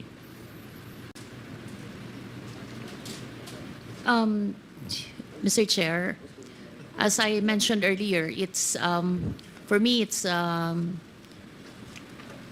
kasi meron naman siyang ang appreciation ko, the BP naman has other resources to share. So ganun lang kasimplistic yung tingin ko at first. It was only when I move out already that I give it a hard thought. Of course, I mean, this is just testing to your personal knowledge. We have no idea, we have no clue kung talagang galing kay VP po yun. All that happens is that it is accompanied by that statement by Asek Sunshine. Correct? Siguro kaya mo nalilink doon kasi si Asek Sunshine yung nagbibigay. Because she was Heya at the time. Yeah. So you would assume from the Heya's closeness, proximity of both personal relation and by office, that she would have no reason to lie as to the source of that fund. Panagaling kay VP. But you're right, it could be a valid source, could be not. But I noticed during the interpellation of Congresswoman Luistro, you really had an apprehension. You said that bribery was too harsh a word. Could you expound on that thought? I think it's just not in my language to say it's bribery because I have not experienced it. And I would tend to agree, Mr. Chair, because generally when you speak of bribery, it's when you are offered a gift, offered a compensation to entice you to do or not to do something that's within your duty. However, that's just the more general term of bribery. No? But we also have the other. We also have indirect bribery. And that's in the case when a person is offered a gift by not for any act to do or not to do, but by mere virtue of your public office. Would that be closer to what you were feeling at the time? Because there was no conversation. Walang sinabi naman po na itong envelope, gawin mo to, wag mong gawin to. Wala But it was naman. simply by virtue of your position. The envelope says it all. Yes, Hope. yes. And more colloquially, kilala ang indirect bribery as payola.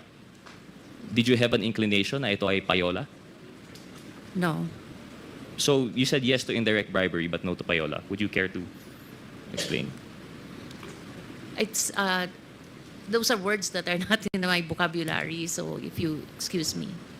Of course, I will not belabor po, and I have a respect for whatever semantics you choose to do. But I'm just giving the basis on the envelope only saying hope, and there was no gift or compensation to ask of what to do and what not to do. But it was merely by virtue of your position, it would appear that you're receiving this. One last question po on that. Would you know if other employees of DepEd received the same envelope? And would you know ano po yung nakasulat sa mga envelope po nila? No. I would know of one, but the rest I don't know. You know of one more. Would you be at liberty to divulge? No. Not the identifying marks, but at least yung level, yung position po niya. Was it the Usec level, ASEC level? ASEC level. ASEC level. So there would be confirmation of more than just the hope. Would you know kung ano po yung nakasulat sa envelope na yun? No. No, we don't get to see because we're called one by one. Well, Mr. Chair, I'd like to thank the good Usec for this, for her narration of the affidavit here and being forthright. I'd like to just reiterate our hope that the envelopes will be produced as object evidence for us to discuss, and I'll be yielding to other interpellators who. Mr. Chair, I would like to discuss the matter regarding the audit observation memorandum issued by COA to DepEd. I have in my possession copies of two AOM, one dated February 1, 2024, another dated August 8, 2024. Now, the OM was sent to a certain Mr. Eduardo Parda, and this was received by Sunshine Parda on August 9, 2024. The other AOM, again, was sent to Edward Parda, and it was received by Lumilin Manalo on February 2, 2024. May I inquire from the COMSEC if this Mr. Edward Parda is present? COMSEC? Your Honor, Mr. Edward Fajardo was included in the invitees, but he is not present today. Mr. Chair, it is very important that the presence of Mr. Fajardo, kailangan po natin sa komitiba na ito because Mr. Fajardo, for the information of everyone, is the special disbursing officer. And this person is the one who made the cash advance of 75 million pesos. And this is also the person that liquidated the said amount. So in order that this matter be given enlightenment, we need to hear the side of Mr. Parda. So in this case, Mr. Chair, in accordance with our rules, due to the non-appearance of Mr. Parda, I move to issue a show cause order to Mr. Parda for him to be compelled to be present during the next hearing. Is there any... Second, Mr. Chair. Second, Mr. Duly seconded. Is there any objection? Hearing none, the motion is carried. Also, Mr. Chair, they have submitted as part of their liquidation several certifications coming from military authorities. We also need to invite these persons so that they can explain to us or to this committee for these certifications. One is Colonel Manaros Buransing, Philippine Army. The other one is Lieutenant Colonel Magtanggol Panopio of the Philippine Army. The other one is Major General Adonis Bahao, which I will explain later on why their presence is badly needed or very important in this committee. Since Mr. Parda is not around, and I'd like to ask questions regarding this AOM, I'll now direct my questions to the COA, since it was signed by Ms. Nilda Plaras, the Assistant Commissioner Officer in charge. I believe that she is the one in charge in the liquidation of the intelligence funds being disbursed to the different agencies. May tanong po ako sa COA, and I'd like to know who could answer. Ito ba ay totoo ba itong AOM na pinadala ninyo? Dalawang AOM to? February 2 at saka August 9 of the same year. Who will respond? Attorney Gloria, please respond. Mr. Chair, yung isa po ay February 1, 2024 and yung isa po ay August 8, 2024. Ang tanong ko po, Attorney, Received po pala ng August 9. yes. Ang tanong ko po, Attorney, ito ba ay same subject matter o different AOMs itong pinadala ninyo?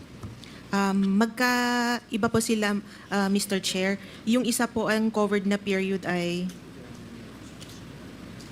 July 12 to September 29 of 2023, and yung isa po ay February 22, June 29 of 2023.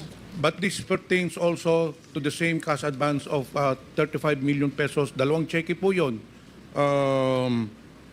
Isang 37.5 million and then isang cheque na naman 37.5 million. Ito yung sa first AOM, hindi ba? Tama po, Mr. Chair. Okay, itong sa pangalawang AOM, ano ba ito? 37.5 million din, Mr. Chair. It is for confidential fund po ng July 2. So magkano September ng total 29. natin lahat? 112 million? Or magkano total? So in short, 100, para lang maliwanagan tayo, no? So yung February 1, dalawang 37.5 million, hindi po ba? Yung August na 9 or August 8, isang 37.5 million. So nagtototal na po siya ng 107.5 million. Ganun po ba? 112. No. Again, balik tayo sa arithmetic natin. Yung first na AOM nyo, dalawang 37.5. Ang tanong ko, kasi walang nakalagay dito, sa pangalawang AOM, magkano ang kinas advance dito nung August? Sa pangalawang AM, Mr. Chair, 37.5 million po. So, 70 million plus 37.5 million, if my computation is right, totals 107.5 million, hindi po ba? Tama po, Mr. Chair. Pero sa inyong report, ang total na nakas advance is 112.5 million pesos. So may kulang na 5 million pesos yung... So ibig bang sabihin yung 5 million pesos na balance, walang AOM yun?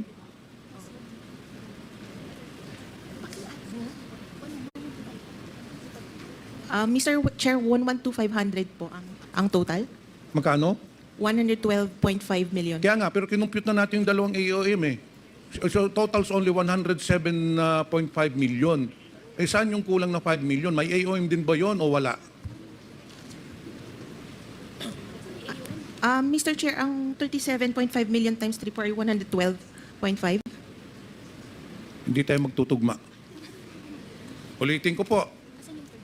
Meron ka ba kayong copy?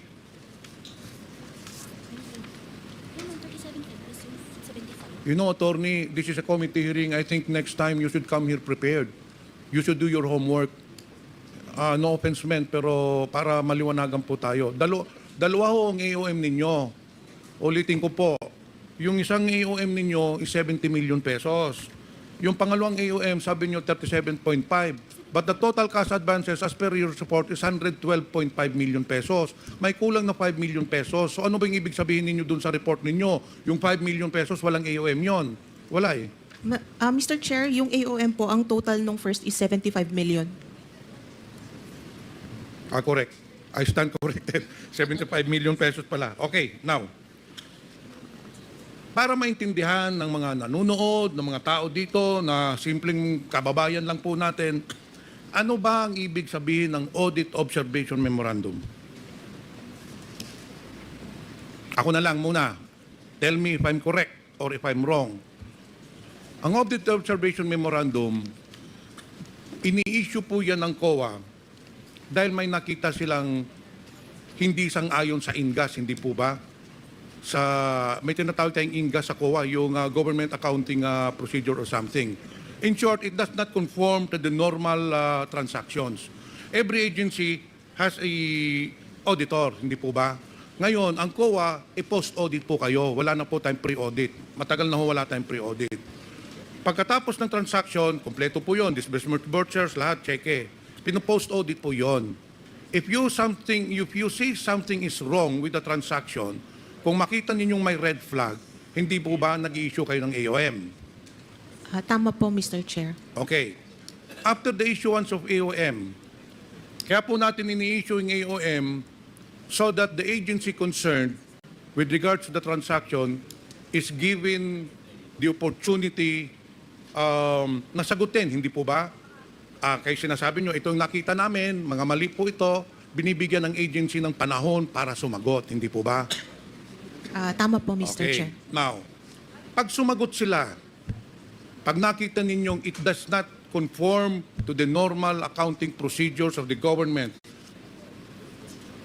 pag nakuha na ninyo yung sagot, yung justification niya, pero it does not satisfy the COA, nakita pa rin yung may red flag, ano po ang sunod na hakbang? Mr. Chair, i-issue po kami ng notice of suspension sa ICFAO po.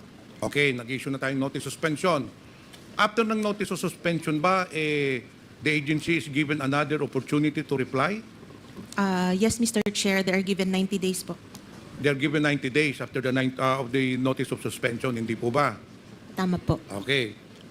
Now, after 90 days, after they have submitted their justification, again, if you're still not satisfied, if you think the transaction is still illegal, nag-i-issue na po kayo ng notice of disallowance, hindi po ba? Tama po, Mr. Chair. Ano ang prescription ng notice of disallowance? Hindi po ba hanggang 6 months lang yon?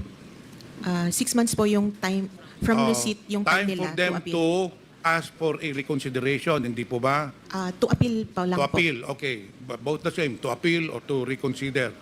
If their appeal is denied, umaangat na po yun sa ombudsman, hindi ba? For their perusal, hindi pa ba? Mr. Chair, sa Supreme Court na po.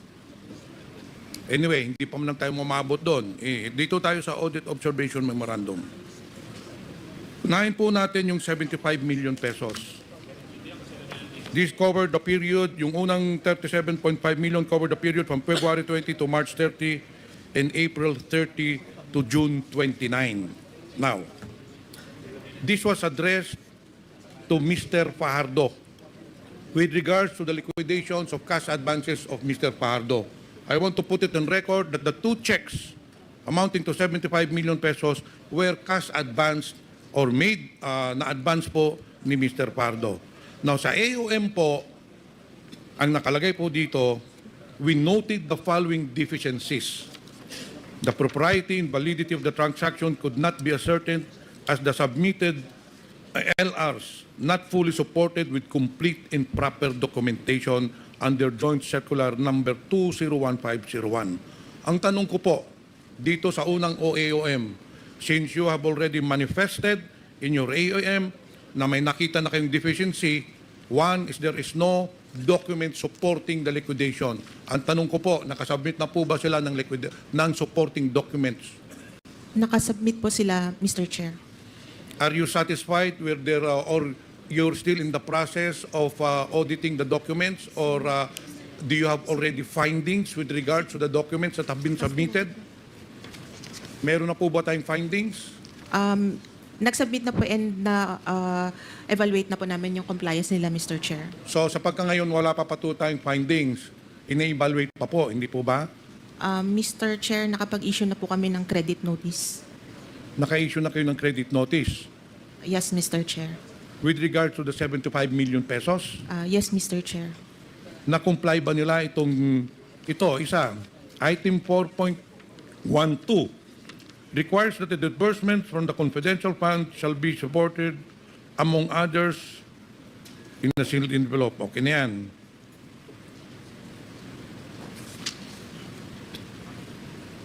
Dito tayo sa yung accomplishments.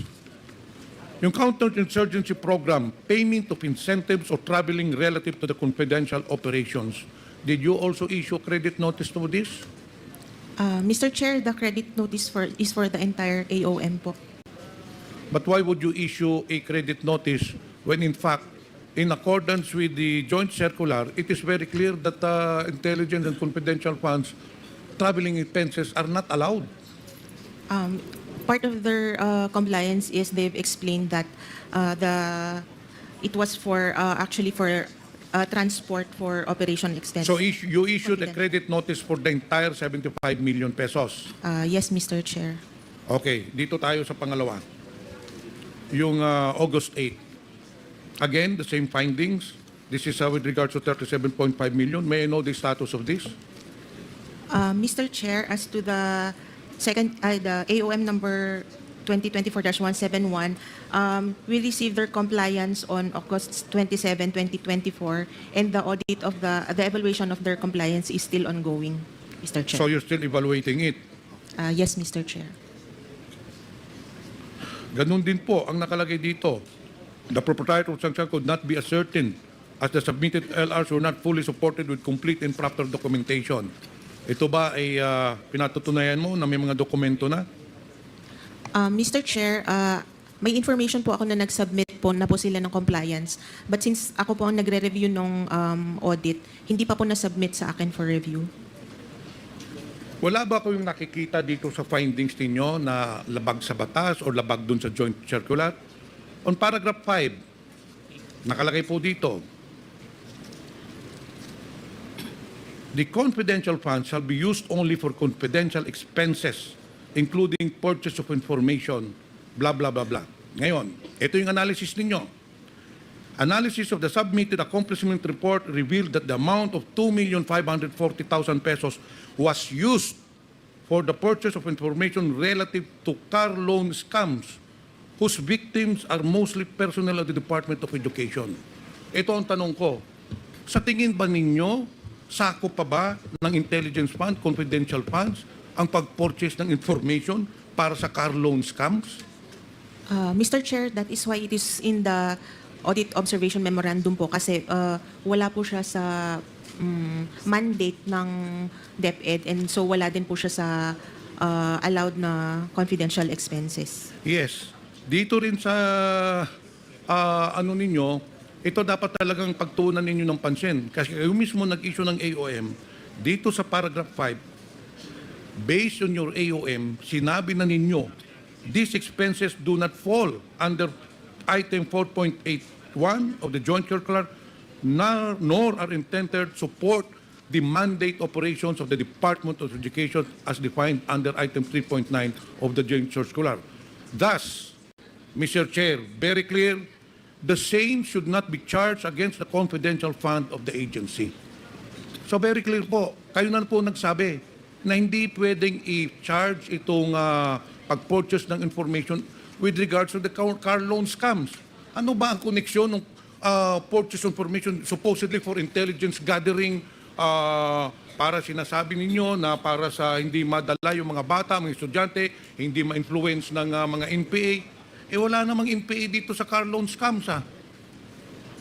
So this will be noted and hopefully you will really be diligent in your issuance of. Because as for me, I am not an auditor, at trabaho ninyo yan, pero nakikita ko na ito, this should fall under the notice of suspension. Very clear ho yan, attorney.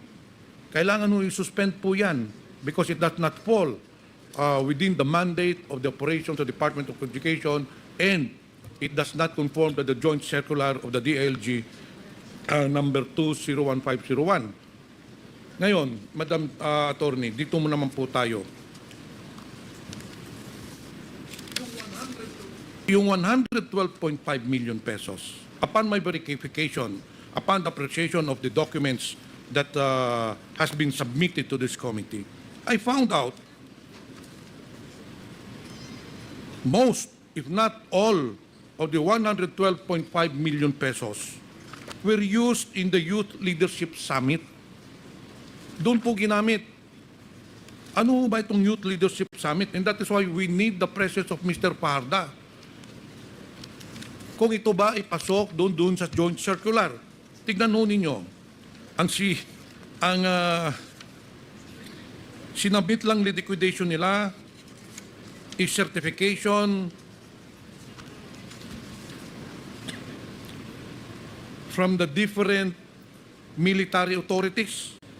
Kaya we need to know whether this is documented, kung totoo ba talaga na ito ay nag-conduct sila ng Youth Leadership Summit. Ito, babasahin ko po yung isang certification. This is to certify that the 1st Infantry Tabak Division has conducted 8 activities for the Youth Leadership Summit with 531 participants. Do we have documentation? Do we have evidences that indeed they conducted this Youth Leadership Summit or sa papel lamang ito? Because we have no way to verify whether ginawa po nila ito. Patapusin lang ho ninyo ko. Meron naman po dito. Doon naman kay Lieutenant Colonel Panupio. This is to certify that 205 youth students from different schools, again, conducted the Youth Leadership Summit. Itong pangatlo po, si Adonis Bahaw, Major General. Ang sinasabi po niya, he conducted 9 youth leadership summits which engaged a total of 860. Yun lang ho ang ginawang liquidation. There is no supporting documents. Do I have pictures? Do I have receipts? Siyempre, kung youth leadership summit yan, kailangan may resibo. lahat sa pagkain or what. In fact, for me, ordinary person ako, this does not fall within the utilization of the joint circular. Very clear po dun sa joint circular. Ano ba itong Youth Leadership Summit?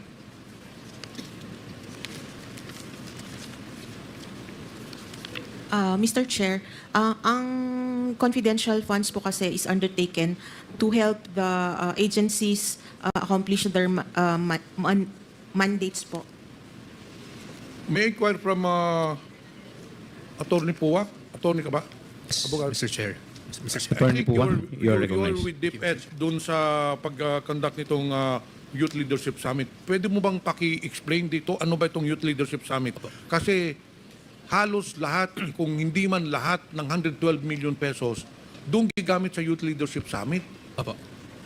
Mr. Chair, yung Yes, Attorney Puwak. Yung Youth Leadership Summit, sa pagkakaintindi ko po, because even if I'm not the STO, or so I have no operational knowledge mismo dun sa detalye ng confidential funds, but I was the one who, as I'm sure you know, I was the one who signed yung response po dun sa AOM.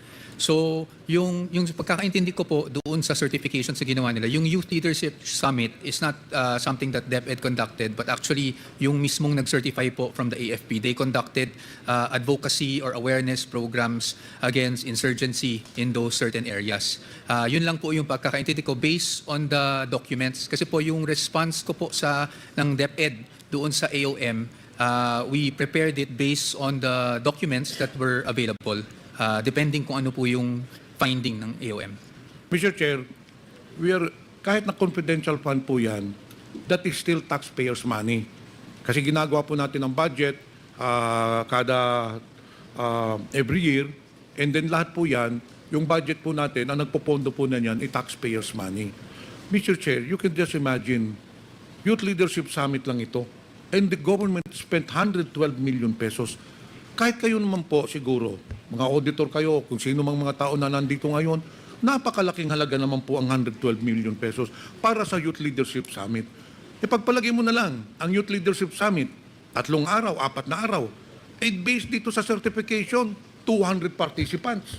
Magkano ba ang pagpapakain ng 200 participants? Yung isa, 800 participants. Abay, kahit na 3 buwan sila mag-hotel, hindi mauubos ang 112 million pesos. Kahit na 1,000 pakainin nila kada araw, hindi mauubos ang 112 million pesos. And that is why this committee would want where the money went, because it is very clear, this is just on paper. Pero ang totoo po niyan, may pinuntahan ho yung 112 million pesos. Alam niyo ho yun. So, Mr. Chair, the key person to answer all those questions is si Mr. Edward Parda.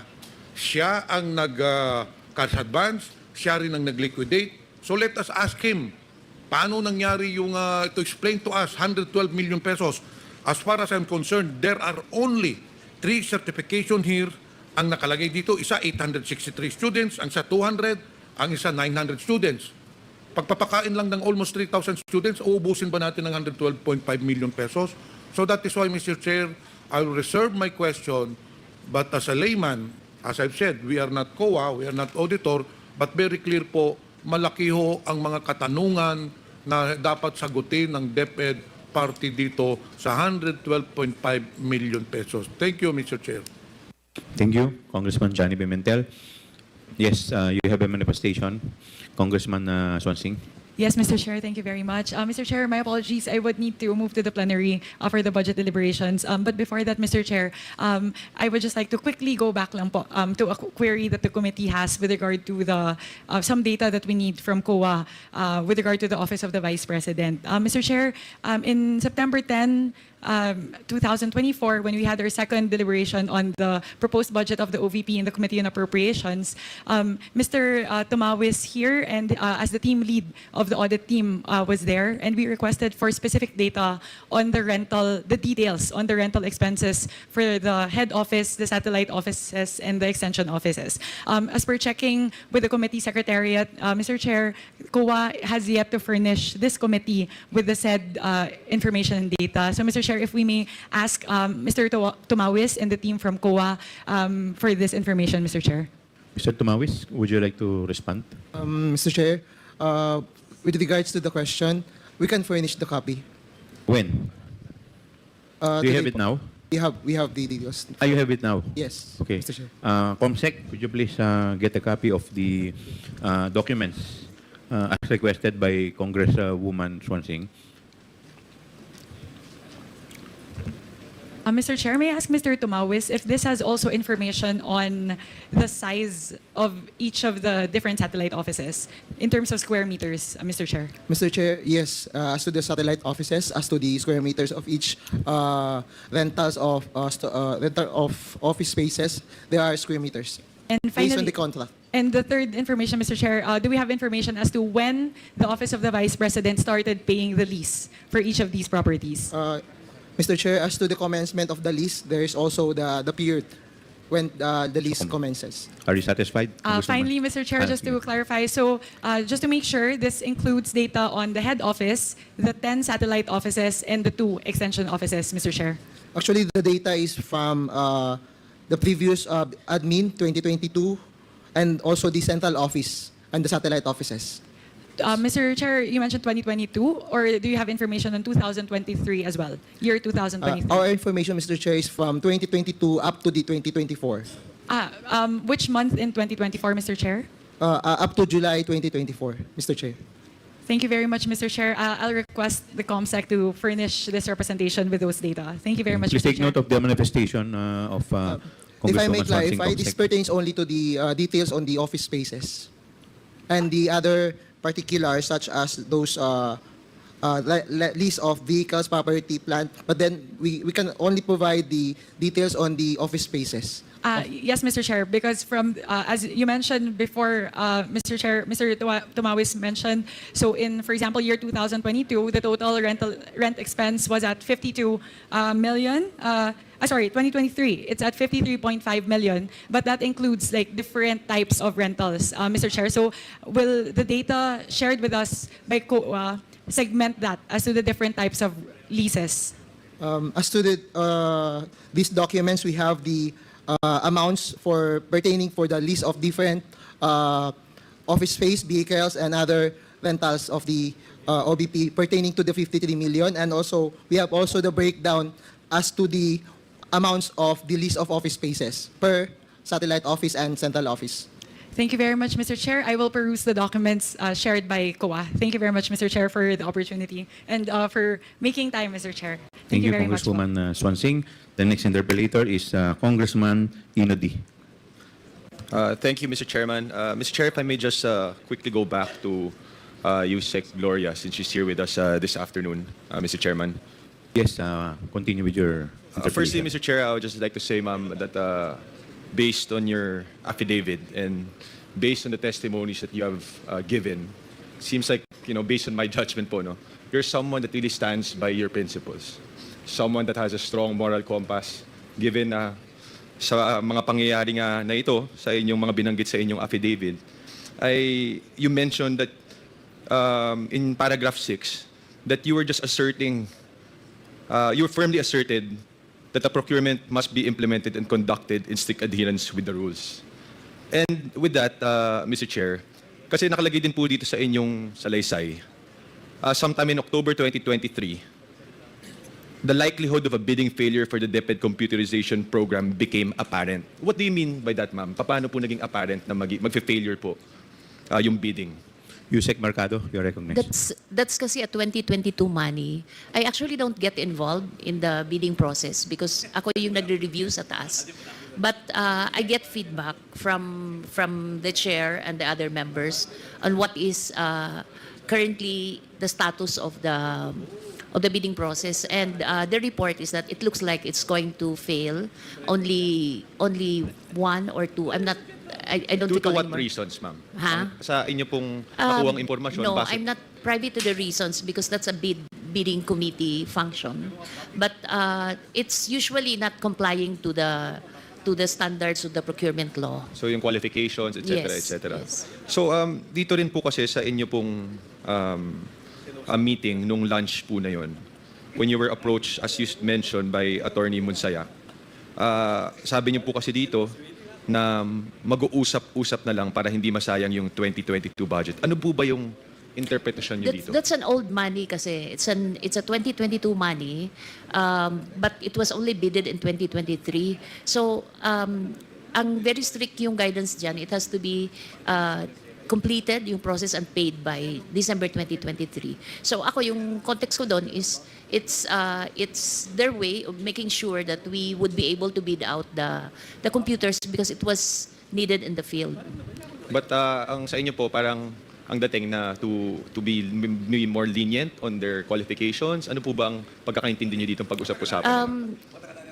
Siguro it's more of, telling everyone na, you comply with the requirements and make sure that we push through with the bidding process. But that's not how it should be. So kasi base po sa inyong impormasyon, saka sa inyo po, na talagang hindi naman dapat na matuloy ito dahil nga kailangan natin talagang panindigan na sundin yung mga... And we have an experience of some of our good friends being thrown into a difficult situation because of previous bidding process of computers. So we wanted to make sure that it's not going to happen in our time. And if I just may ask, ma'am, you mentioned that a certain director was with you, correct? Resty Ucias. He's also a member of the BAC. A member of the BAC. Is she still currently a member of the BAC? Yes, Your Honor. Ano po ang Mr. Chair. nag-usap ba po kayo pagkatapos nito? Kung ano po ang ibig sabihin? Pag-usapan niyo ba po ito nung director? Ang reaction niya is, bakit niya sinabi yon? I think that was the reaction of the three others who were there.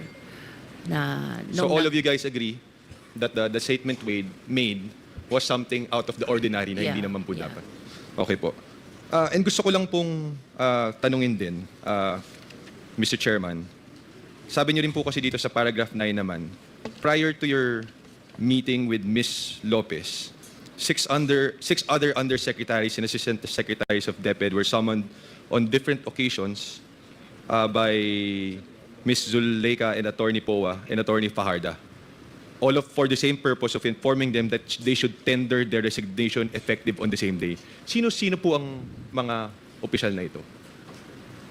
Base po sa inyong recollection. Or can you just provide this committee later on, ma'am, kung maalala niyo po? Or do you have I any? can because I'm the HR. Okay. I must admit it's a very difficult thing to hear these things kasi HR ka and you don't know anything about them leaving. But they informed me right after they went through that experience. The first one is a Usec and an Usec. I think I should not mention their names. Okay. And April 30, they were asked to leave on that same day. We actually sought for reconsideration of one of them because he was a CESB awardee and his CESO 1. So parang it will destroy his career. And then we also sought consideration because if they leave on April 30, they will not be entitled to the mid-year bonus. And I asked that not because of the Usec ASEC, but for the staff. Because all of them have staff, no? So yun yung consideration. The next two, one was also asked to leave, are Usec for legal, and the other one submitted a resignation, supposedly 30 days to take effect, ASEC, to take effect 30 days after, but she was informed that it's going to be effective that day. And then the other one was removed very early on in 2022. And the last one was asked by, Usec POA just relayed the information that the Usec for curriculum and teaching has lost its confidence on one of the assistant secretary. Therefore, she has to leave. But she wanted to ask for consideration to at least 1 week more, but she was asked to leave on that day. So all of them, none of their requests for an extension were granted?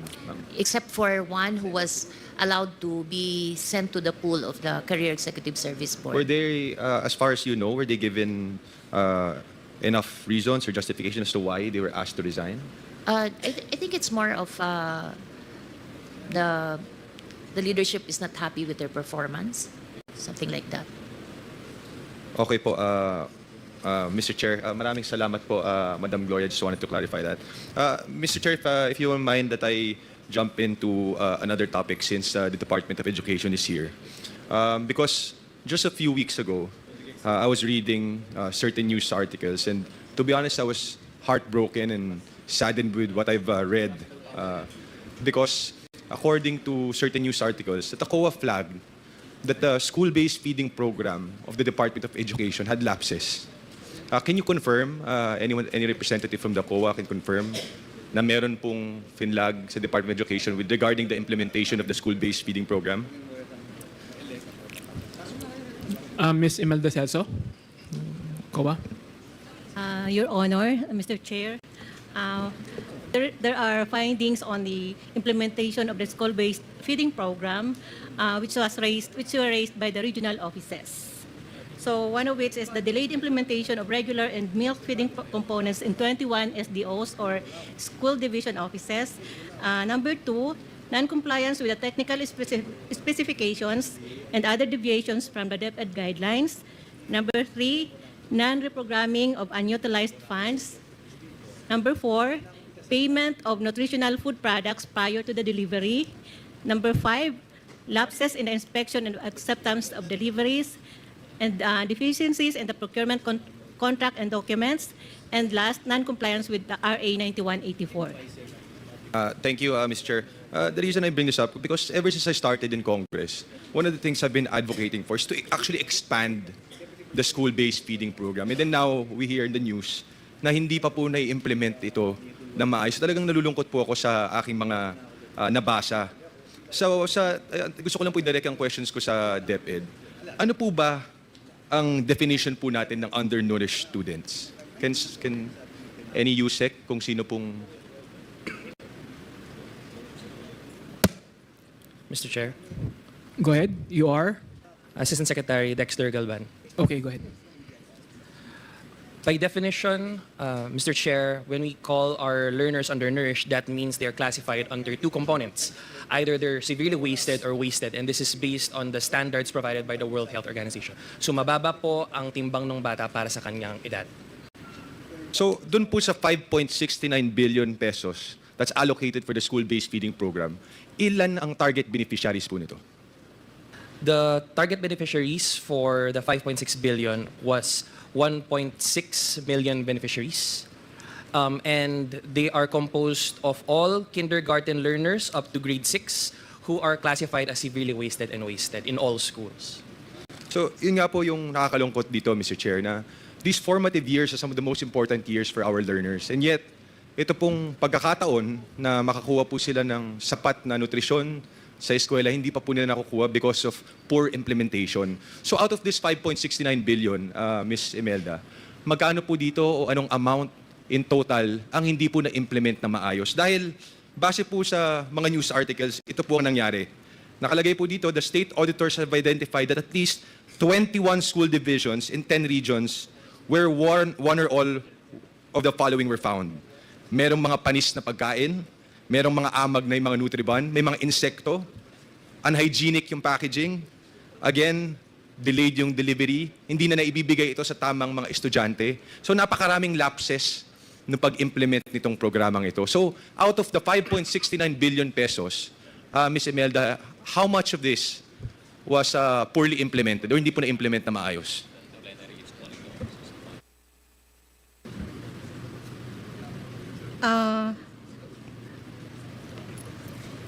Your Honor, we don't have the data as to how much, but we can give it to you later. Yes, Ma'am Imelda, can you please provide this committee with that exact data? Gusto ko lang pong tanungin din ng DepEd, ano ba po dapat yung ibinibigay natin? Base po sa ating batas, ano po yung dapat na ibinibigay sa ating mga kabataan, sa ating mga learners? Mr. Chair, our learners are provided with nutritious food products or hot meals, and this is accompanied by milk. So for our implementation for that particular school year, that would be for 120 days of food and hot meals, and for the milk, it would be for about 43 days. So do the suppliers go through a certain type of certification, accreditation? Kasi yung mga, imagine sa probinsya ng Aurora, may mga insekto na, yung mga Nutriban na natatanggap nila, pagkain na natanggap nila. So how does the Department of Education go through the accreditation, inspection? Ano po ba, paano nyo ini-implement itong programa na ito? At the beginning of the year, Mr. Chair, we conduct a supplier mapping to determine what modality of food delivery will be conducted, whether this would be nutritious food products or hot meals, as well as the milk. The milk component is coordinated with the National Dairy Authority and the Philippine Carabao Center. So we rely on their capability to provide us with their mapping, as DepEd is not an expert when it comes to, for example, milk mapping. And we use the findings to also guide our regional and local focal implementers as to how to proceed with procurement. I'd just like to highlight, Mr. Chair, that the school-based feeding program is decentralized. As such, there is no money that passes through the central office for procurement purposes for the food component directly released to the implementing units at the SDO level. Hence, the data or the COA results and findings are targeted to the SDO level. And we have data to reflect on the percentage of successful implementers and those that had delays or some problems. No, I understand, Mr. Chair, that this is a decentralized program. But you have to be strictly monitoring the implementation of the regional offices, the certain provincial offices. Because imagine, talaga ito po yung, the reason why these people are wasted, severely wasted, is because wala nga po silang sapat na pagkain na makakain sa kanilang mga tahanan. Yet ito po yung pagkakataon nila na nasa eskwela sila, na makakuha sila ng sapat na nutrisyon. And we all know there's a correlation between how a student can be successful, how they can learn, kung hindi po sila nakakatanggap ng sapat na pagkain o nutrisyon. Yet we've failed all those students. Kaya naman po, Mr. Chairman, talagang this is really unacceptable. So we want to know, ano ba po yung mga hakbang na ginawa ninyo to address these implementation issues? Mr. Chair, on the part of the Department of Education, we are proceeding with early procurement activities to ensure that there are minimal, if absolutely no delays. And at the same time, we have begun pushing for stricter penalties for those that are able to deliver faulty food, because these are primarily based on the suppliers. So if they're deemed to have been consistently providing poor products, then they should be blacklisted. And at the same time, we are setting up a public grievance platform so that it'd be easier for us to identify kung meron na pong problema kaagad sa school level, so that we may follow up and intervene before it becomes a big issue at the implementing level. So with these suppliers that have failed to implement this correctly, ano ba po ito? May refund ba ang gobyerno dito? Paano ang nagiging hakbang nyo dito? Kasi imagine kung ito po nga sa Bulacan, sa itong iba't ibang probinsya na hindi na-implement na maayos, in the amounts of 20 million, 30 million, sa Camarines Sur, 98 million worth of milk products were not even delivered. So ano po, what happened to these funds? Are they still intact? Nabayaran na ba yung mga supplier nito? Ano po? Mr. Chair, if I may provide a summary of the current status of the SCOA findings.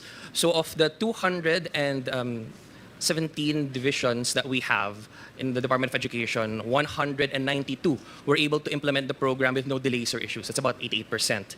Of the 26, I believe, that have findings, 20 are based on the delay of the implementation. The remaining have issues with technical specifications and or some spoiled products. As of the moment, and based on our data, all of these implementing units have already successfully completed the program rollout. Those that were noted to have problems in terms of spoilages or moldy bread or with pests, based on our standard contract, the supplier will bear the burden of replacing these at no cost to DepEd. So there was no loss to government. And as coordinated with the local COAs, all of the responses of the local SDOs have been accepted, and there was no disallowance forwarded because they were still able to complete the implementation within the acceptable timeline.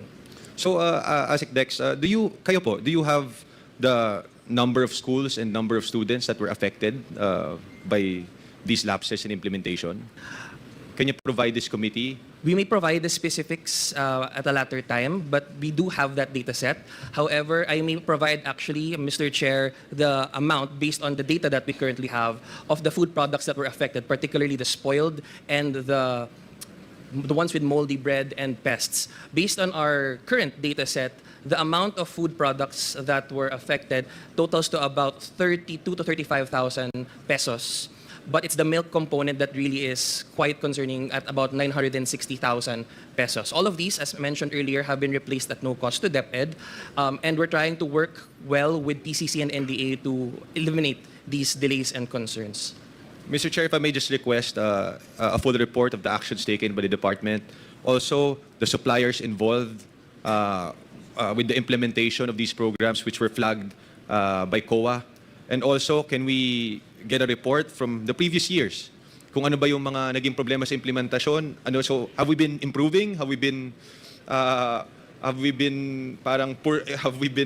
losing, alam niyo po yun, losing momentum how to better implement this program? Ano ba po yung nangyayari talaga dito sa programang ito? So gusto po natin malaman lahat ng ito, Mr. Chairman. So can you please provide us with all this data? And I really want to know kung ilang estudyante yung naapekto nito. Kasi kawawa po talaga itong mga batang ito na hindi man lang, ito na nga po yung pagkakataon nila na makakuha ng sapat na pagkain ng nutrisyon sa schools, yet we really failed them.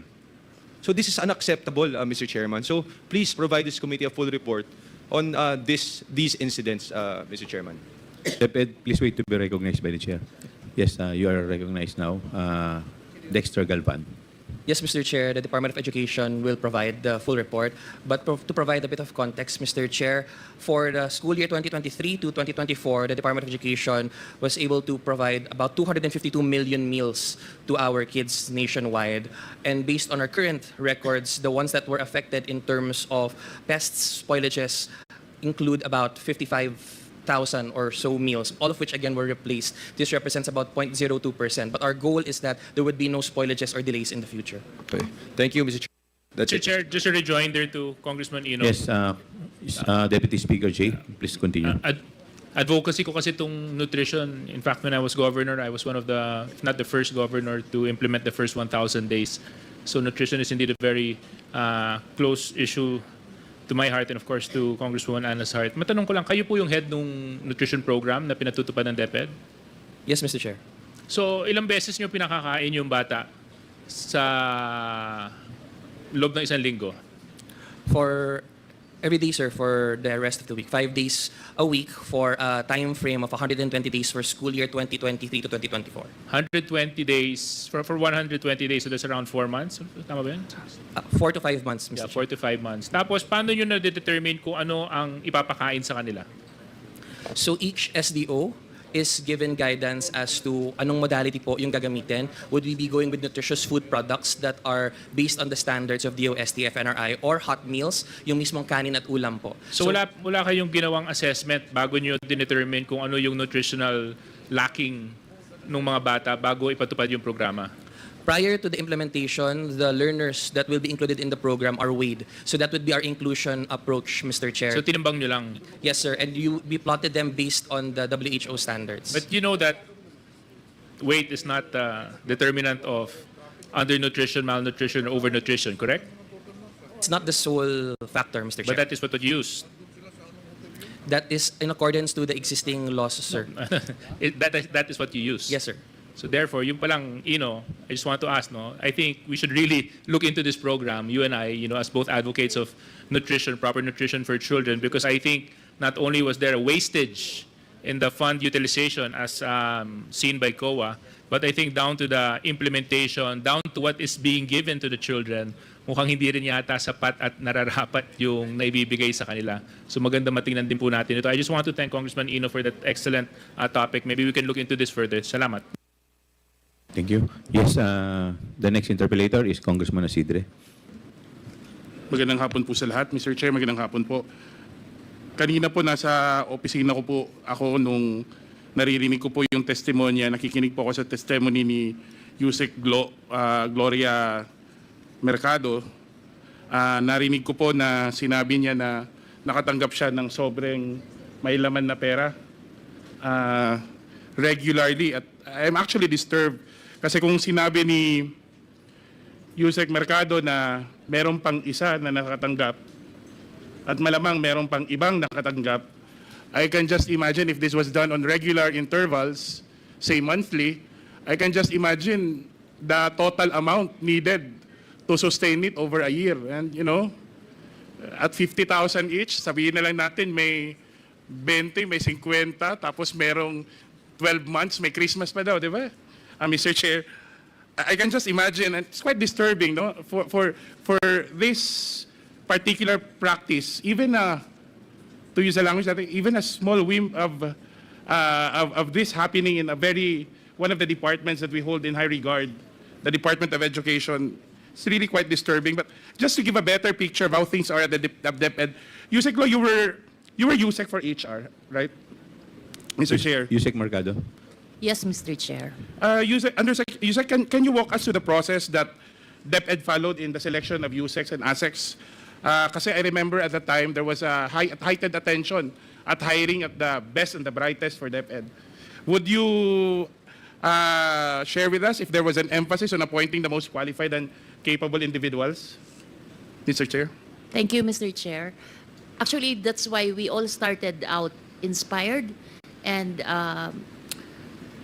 for once we said that meritocracy is alive in the bureaucracy, because we went through a process of applications, being vetted, being, in fact, background check, and then the final search was a committee that asks specific questions. So if you're applying for a certain position, they will ask you questions around that. So it was, I think there were almost 1,000 or hundreds, I'm not sure, but we were informed that there were so many applicants. It was CES board that made the application, the search, the announcement, and it says if your career and you're smartest and the brightest, you can apply. So we did apply online, and then we received notice for interview, and then after a while we got a notice that you are hired as undersecretary for Bureau of Human Resource and Organizational Development. So that's how the process went. Mr. Chair, is this same process for the other portfolios? Yes, yes. Given your experience in government, Mr. Chair, would you say this was something unusual for a government agency to go through this process compared to the other agencies that you worked before? Yes, that's why I said we were inspired when we started out. In fact, I recall I even posted in my day saying that meritocracy is alive when we were chosen.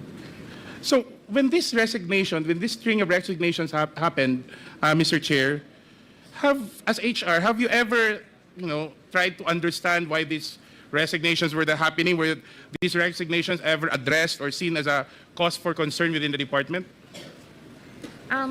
It was beyond us, I have to admit, as the HROD and the parang nananayan of the Execom, every time someone is sent out, part of me dies off kasi they're also very close to me and they're young. These people are young. I know it will affect their careers. So even if this group tried to band together, they've been inviting me to join them. I could not because I wasn't able to do anything for them as the HROD. Mr. Chair, would it be fair to say that even if you're using the word resignations, these resignations were in fact de facto dismissals? Yeah, because they didn't want to, but they have to because pride na rin siguro that they... And Mr. Chair, the decision to dismiss them was entirely the Vice President's decision as Secretary of Education. It was the three, it was Usec Sulaika of OBP, then one was si Usec Powa yung inutusan, and then yung isa si Asec Shine. So you mentioned Usec Sulaika Lopez, the Chief of Staff of the Vice President.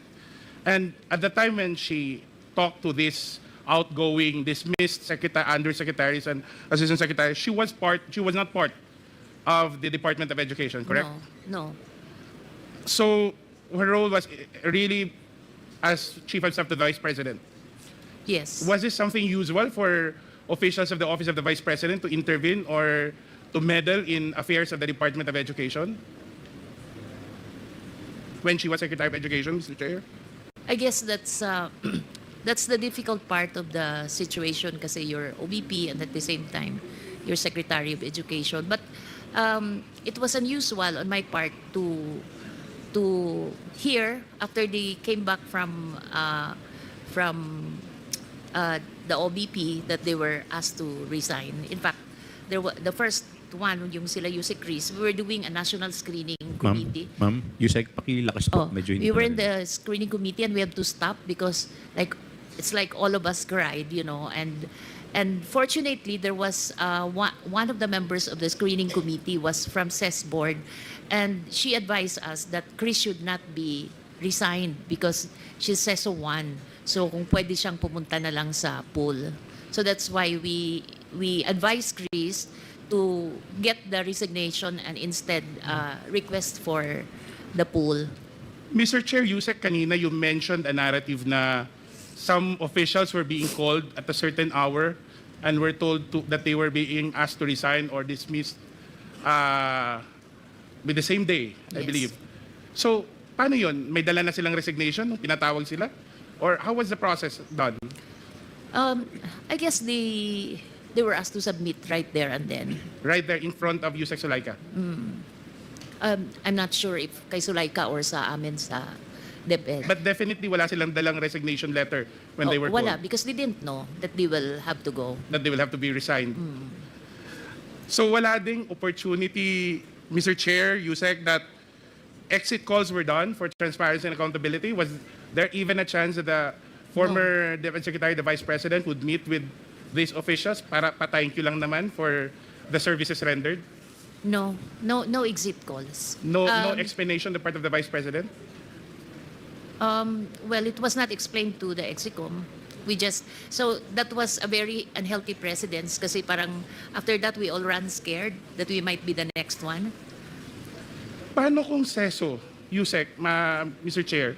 Kasi syempre, we have certain rules to follow when it comes to career executive service officers. Was there another process? Was there a due That's process? why they have to resign because their career. Okay, thank you. Thank you for that, Mr. Chair. Kasi ako, right there and then, they will lose their income, their staff will lose all their benefits and salaries, and they were all left in the cold, left in the dark about the circumstances of their termination. Is that fair to say? Yes. Would you agree, Mr. Chair, Usec, that these decisions appear to be arbitrary or whimsical, or even capricious to say? I'll choose arbitrary. Would you've been, I believe you've been a human resource practitioner for the longest time. Would you believe that this somehow measures up an abuse of authority or a lack of respect for government officials, especially those in the career service and for established processes in government service?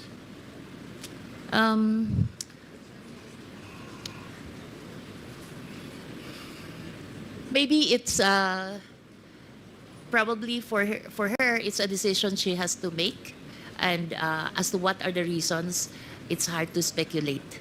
But it's very inhuman for I will the... supply the word, Mr. Chair.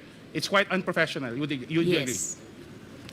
Or agree? No, I'd rather use the word Unprofessional. inhuman. Inhuman. Because you lost your income, di ba?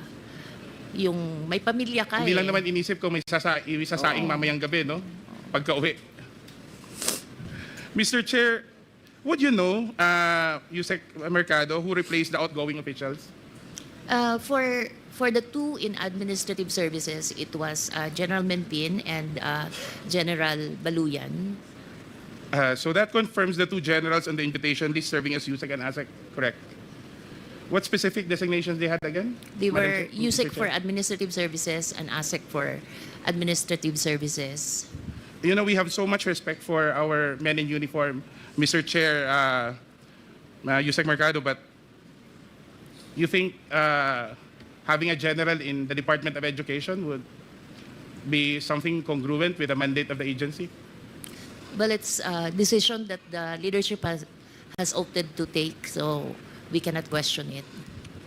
Now, considering this resignations, replacement of officials, and this, as we say, arbitrary style of dealing with human resource at the Department of Education, how would you characterize the management style of the Vice President when she served as head of your agency?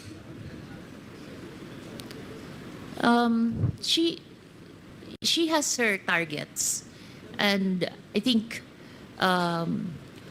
that's where the disconnect is, because my sense, no, she has her targets, but she's in a different platform because ang orientation niya is local government, while as like policy process takes a longer one, no.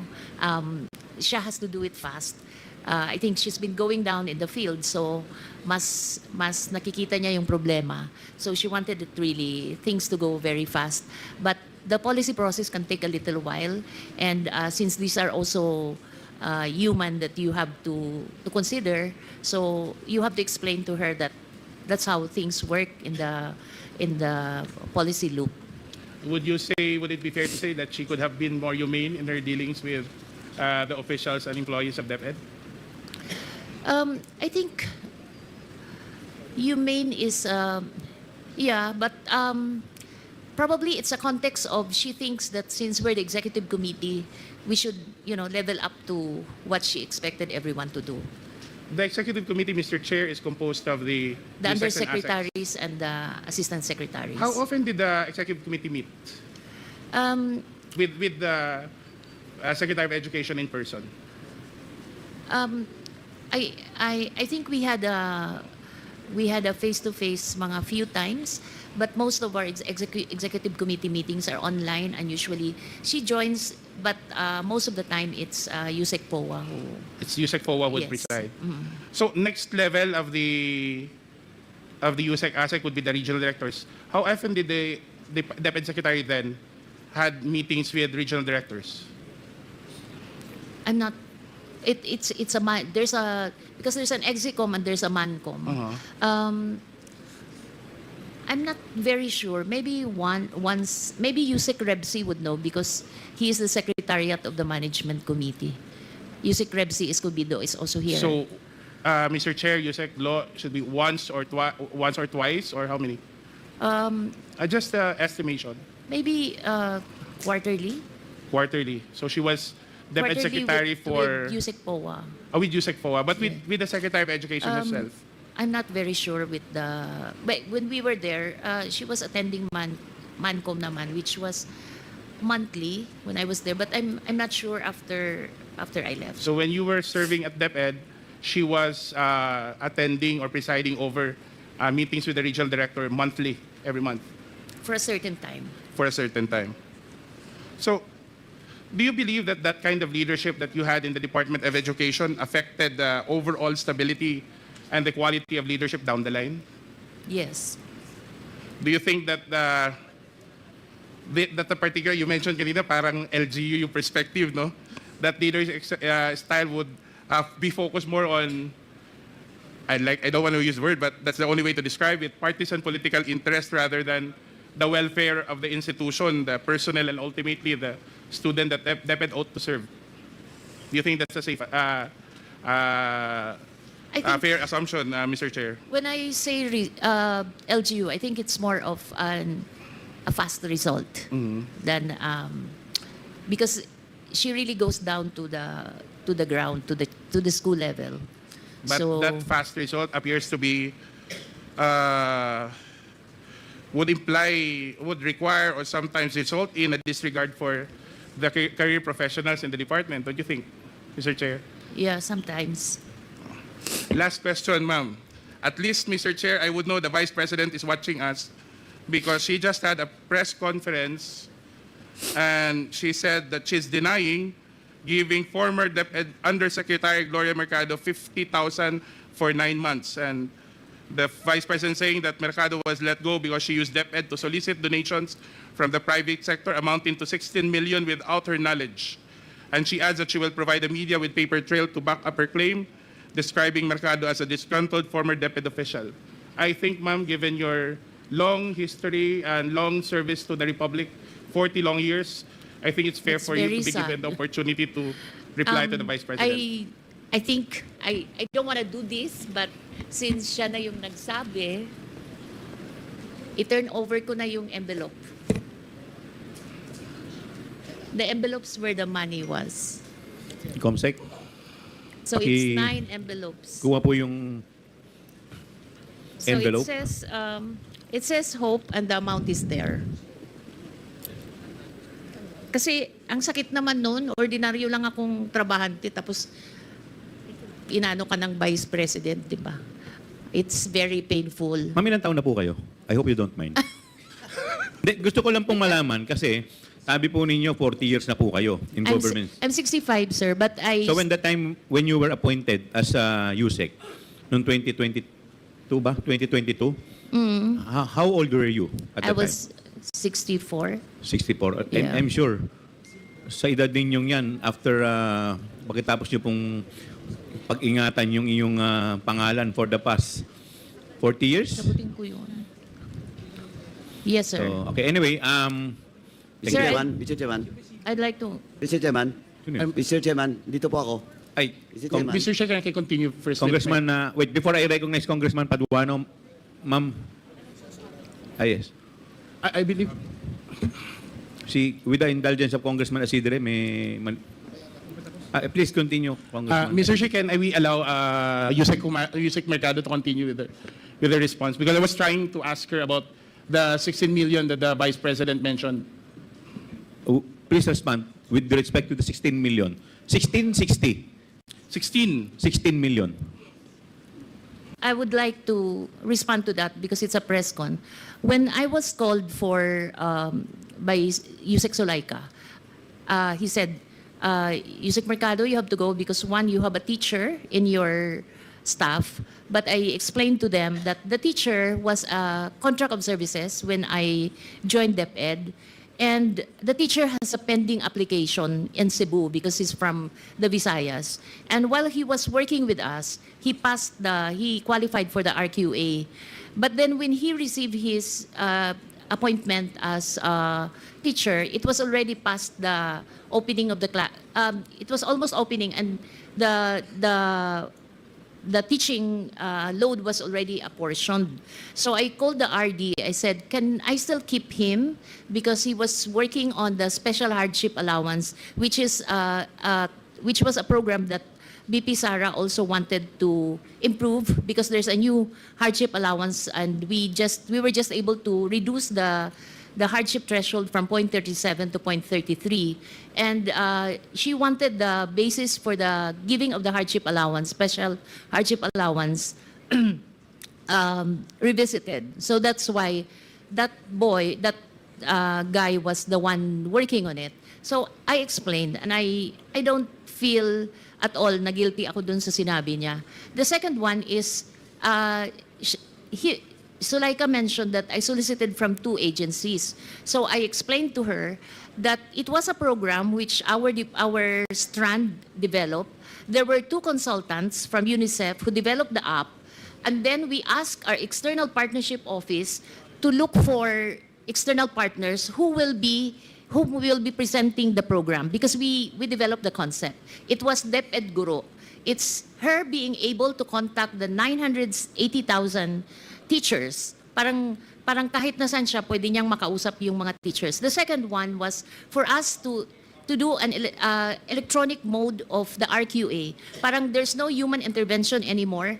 Everyone uploads the credential. Even the computation of the teacher qualification is already on an what do you call this? Wala na siyang human intervention. So that was the program. It wasn't us who choose who would be the partners who will be invited. It was the external partnership. So we made a presentation to almost all the corporations. And then some of the corporations appreciated that it's a very important program. So some of them committed to buy, kasi what we did is we divided the total fund of 16 million into chewable chunks. So if you're interested with this package, ito lang. If you're interested with it, because not everyone naman wanted to pay the 16 million. But there were 2 corporations who were willing to fund, because we wanted to put one in Mindanao, one in Visayas, and one in Luzon. So there were 2 who committed to fund the full package. And those were the 2 corporations that Usec Sulaika said I solicited. So I explained properly. I did not solicit. There's no money involved there. These are equipments. Walang cash po doon. Equipment siya na ito-turn over sa DepEd. So I feel very sad that up until now, the BP has not been appraised, as I explained it to her people, that we did not solicit. In fact, the two corporations are willing to give an affidavit that I have no solicitation from them of 16 million. So to reiterate, Mr. Chair, Usec, first, this was a sanctioned DepEd project. It's a DepEd project. Second, yes. you did not do the solicitation yourself. It was managed by the External External Partnership. Partnerships Office. Third, no cash donation was ever So made. equipments. Equipment was given to the department. So none of this, what allegations that the Vice President's making against you is true. Yes, sir. Yes, Mr. Chair. And that makes it very sad because she's saying it now. Ibig sabihin, her people did not explain to her. At least I know she's watching, then she'll probably be able to get the information from you now. Thank you, Usec. Thank you, Mr. Chair. Thank you. Mr. Chairman. Yes, Congressman Paduano. Ano lang po, short interjection with regards to the envelopes that was submitted to this committee. And I just want to put it in record that voluntarily, Usec, former Usec Mercado submitted the 9 envelopes, no, sealed, to support his claim, her claim in her affidavit, paragraph 4. Tama po, Usec? Ito yung sa affidavit mo, paragraph 4, no? So, Mr. Chairman, again, just for the record, the 9 envelopes is being submitted voluntarily by Usec Mercado and for this committee to keep it as part of the supporting evidence that was claimed through her affidavit, Mr. Chairman. Thank you, Mr. Chairman. Thank you po. The chair would like to recognize the next interpellator, Congressman Suwan. Mr. Chair. With the indulgence of Congressman Suwan, please. Mr. Chair, first, Kong J. Kongkun. Usec Mercado, pwede po ba kaming makakuha nung copy din ng resibo nung pinag-donatan po natin ng pera? Yes, Mr. Chair. Thank you. Second, Mr. Chair, I'd like to request, Mr. Chair, the COA for the copy of the rental or lease agreement of the 10 satellite offices and 2 extension offices of the OVP. I so move, Mr. Chair. There's a motion by the second, duly seconded. Is there any objection? Hearing none, the motion is carried. Thank you, Mr. Chair. Yes. The chair would like to recognize Congressman Rodante Marcoleta. With the indulgence, of course, of Congressman Suwan. Yes. Thank you, Mr. Chair. May I be allowed to raise some procedural issues?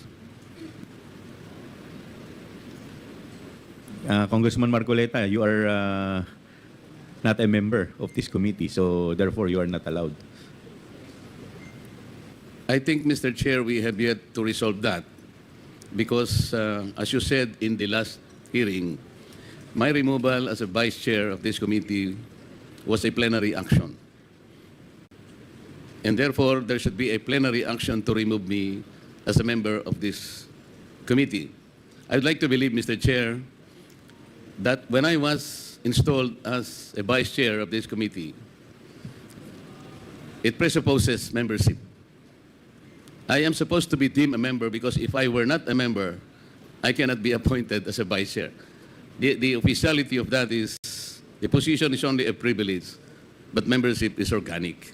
So until and unless that was to be resolved, Mr. Chair, I think you have to recognize me as a member of this committee because even if I admit or I will probably accede to you that I am not a member, kahit hindi po ako member sa committee ito, being a member of the House of Representatives, I have the right to make issues and to raise issues. That's why I'm asking your permission to do so, Mr. Chair. You can at any time make a manifestation. In fact, I've been recognizing you po. But with respect to the issue of your removal, the committee is not in the position to answer that. Maybe you can question the Committee on Rules. Sila po ang proper committee na po pwede pong sumagot sa Yes, inyo pong Mr. Chair, that is katanungan. correct. The only reason why I answered you back because you said that I am not a member of this committee. I should not have raised that at all had you not said it. But may I continue, Mr. Chair, in raising some procedural issue because during the first hearing, I know that the very basis of this inquiry in aid of legislation was the privileged speech delivered by Honorable Valeriano. And I would like to make a record, Mr. Chair, although I was unable to do that during the first hearing, the privileged speech shouldn't have been allowed at all based on our rules. our rules specifically states that no one can be allowed or avail the privilege hour if the concerns he is to raise in his privileged speech principally and directly relates to a bill under consideration. At the time, Honorable Valeriano, Mr. Chair, delivered his privileged speech, the General Appropriations Bill was already filed on August 27, 2024. He took the floor on September 3, and therefore, any concern relating to the subject matter in the budget or in the bill should not have been allowed at all. And then, this morning, I saw the agenda, Mr. Chair. There was an additional agenda added in this committee, and this is supposed to be the manifestation raised by Congresswoman Luistro. And I saw in the notes that it was taken up as motu proprio matter, Mr. Chair. On procedural matters, I don't know how it should be done, because motu proprio, to my mind, is something that would indicate an official action taken without formal request from another party. And so my question, Mr. Chair, is how did the committee took it on a motu proprio basis when it was a manifestation taken by another party? I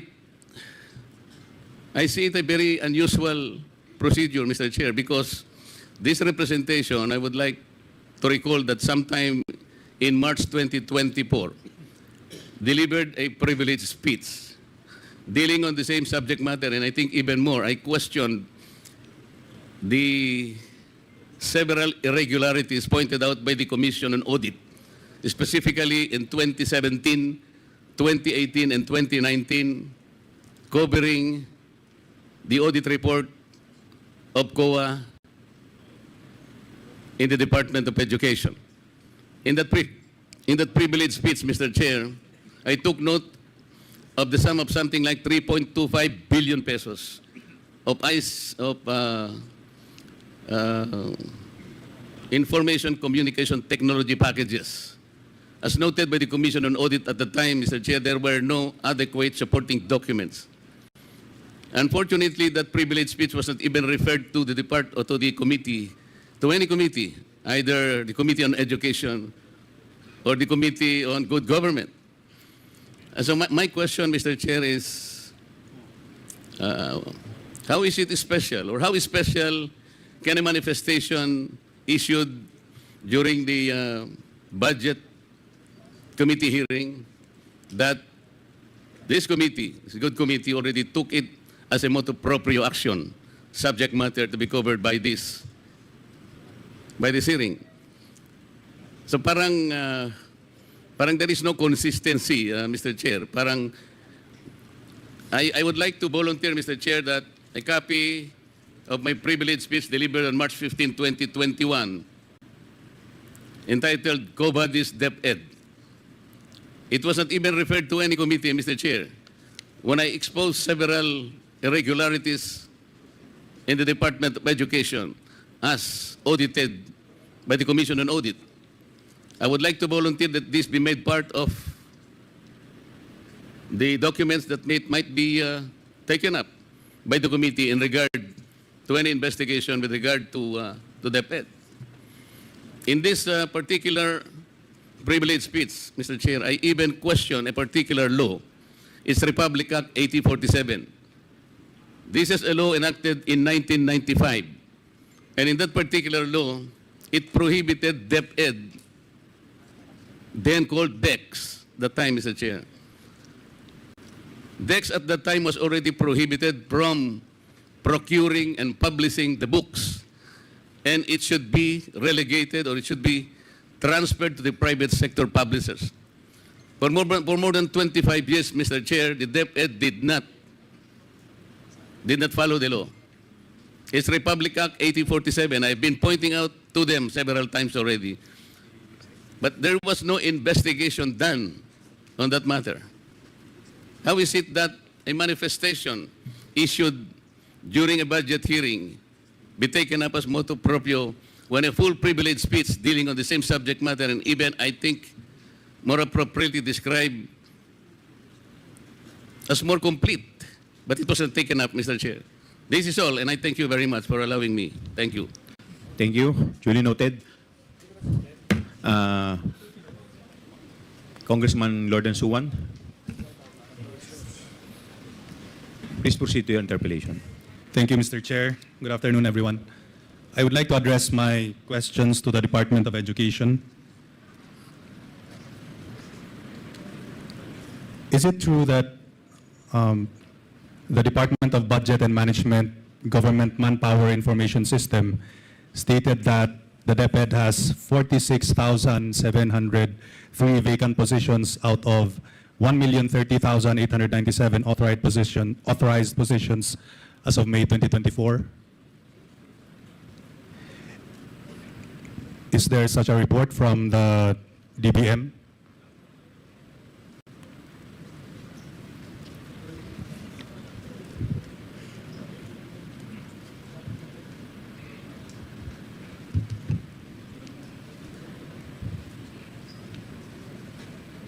Sino po? Kanino po ninyo ina-address yung tanong po ninyo? Well, I guess we could have the DBM answer it. The Department of Budget and Management Government Manpower Information System stated that DepEd has 46,703 vacant positions. Is this correct? Sino pong sasagot? Mr. Chair, from the Usec Toledo from DBM. So we're just pulling the record, Mr. Chair, so that we can answer exactly as far as the question is concerned, Mr. Chair. Okay. But before you answer, please identify yourself para po malaman, for the record. Yes, Mr. Chair. Usec. I'm Undersecretary Rolando Y. Toledo. Okay, Mr. Usec Chair, the Toledo, DBM. you are now recognized by the chair. Okay. Mr. Chair, as of April 24, the total authorized position of DepEd is 1,030,897, of which 95% or 983,351 positions are filled. So, Mr. Chair, yun po yung the latest as of April 2024. That's what we have, Mr. Chair.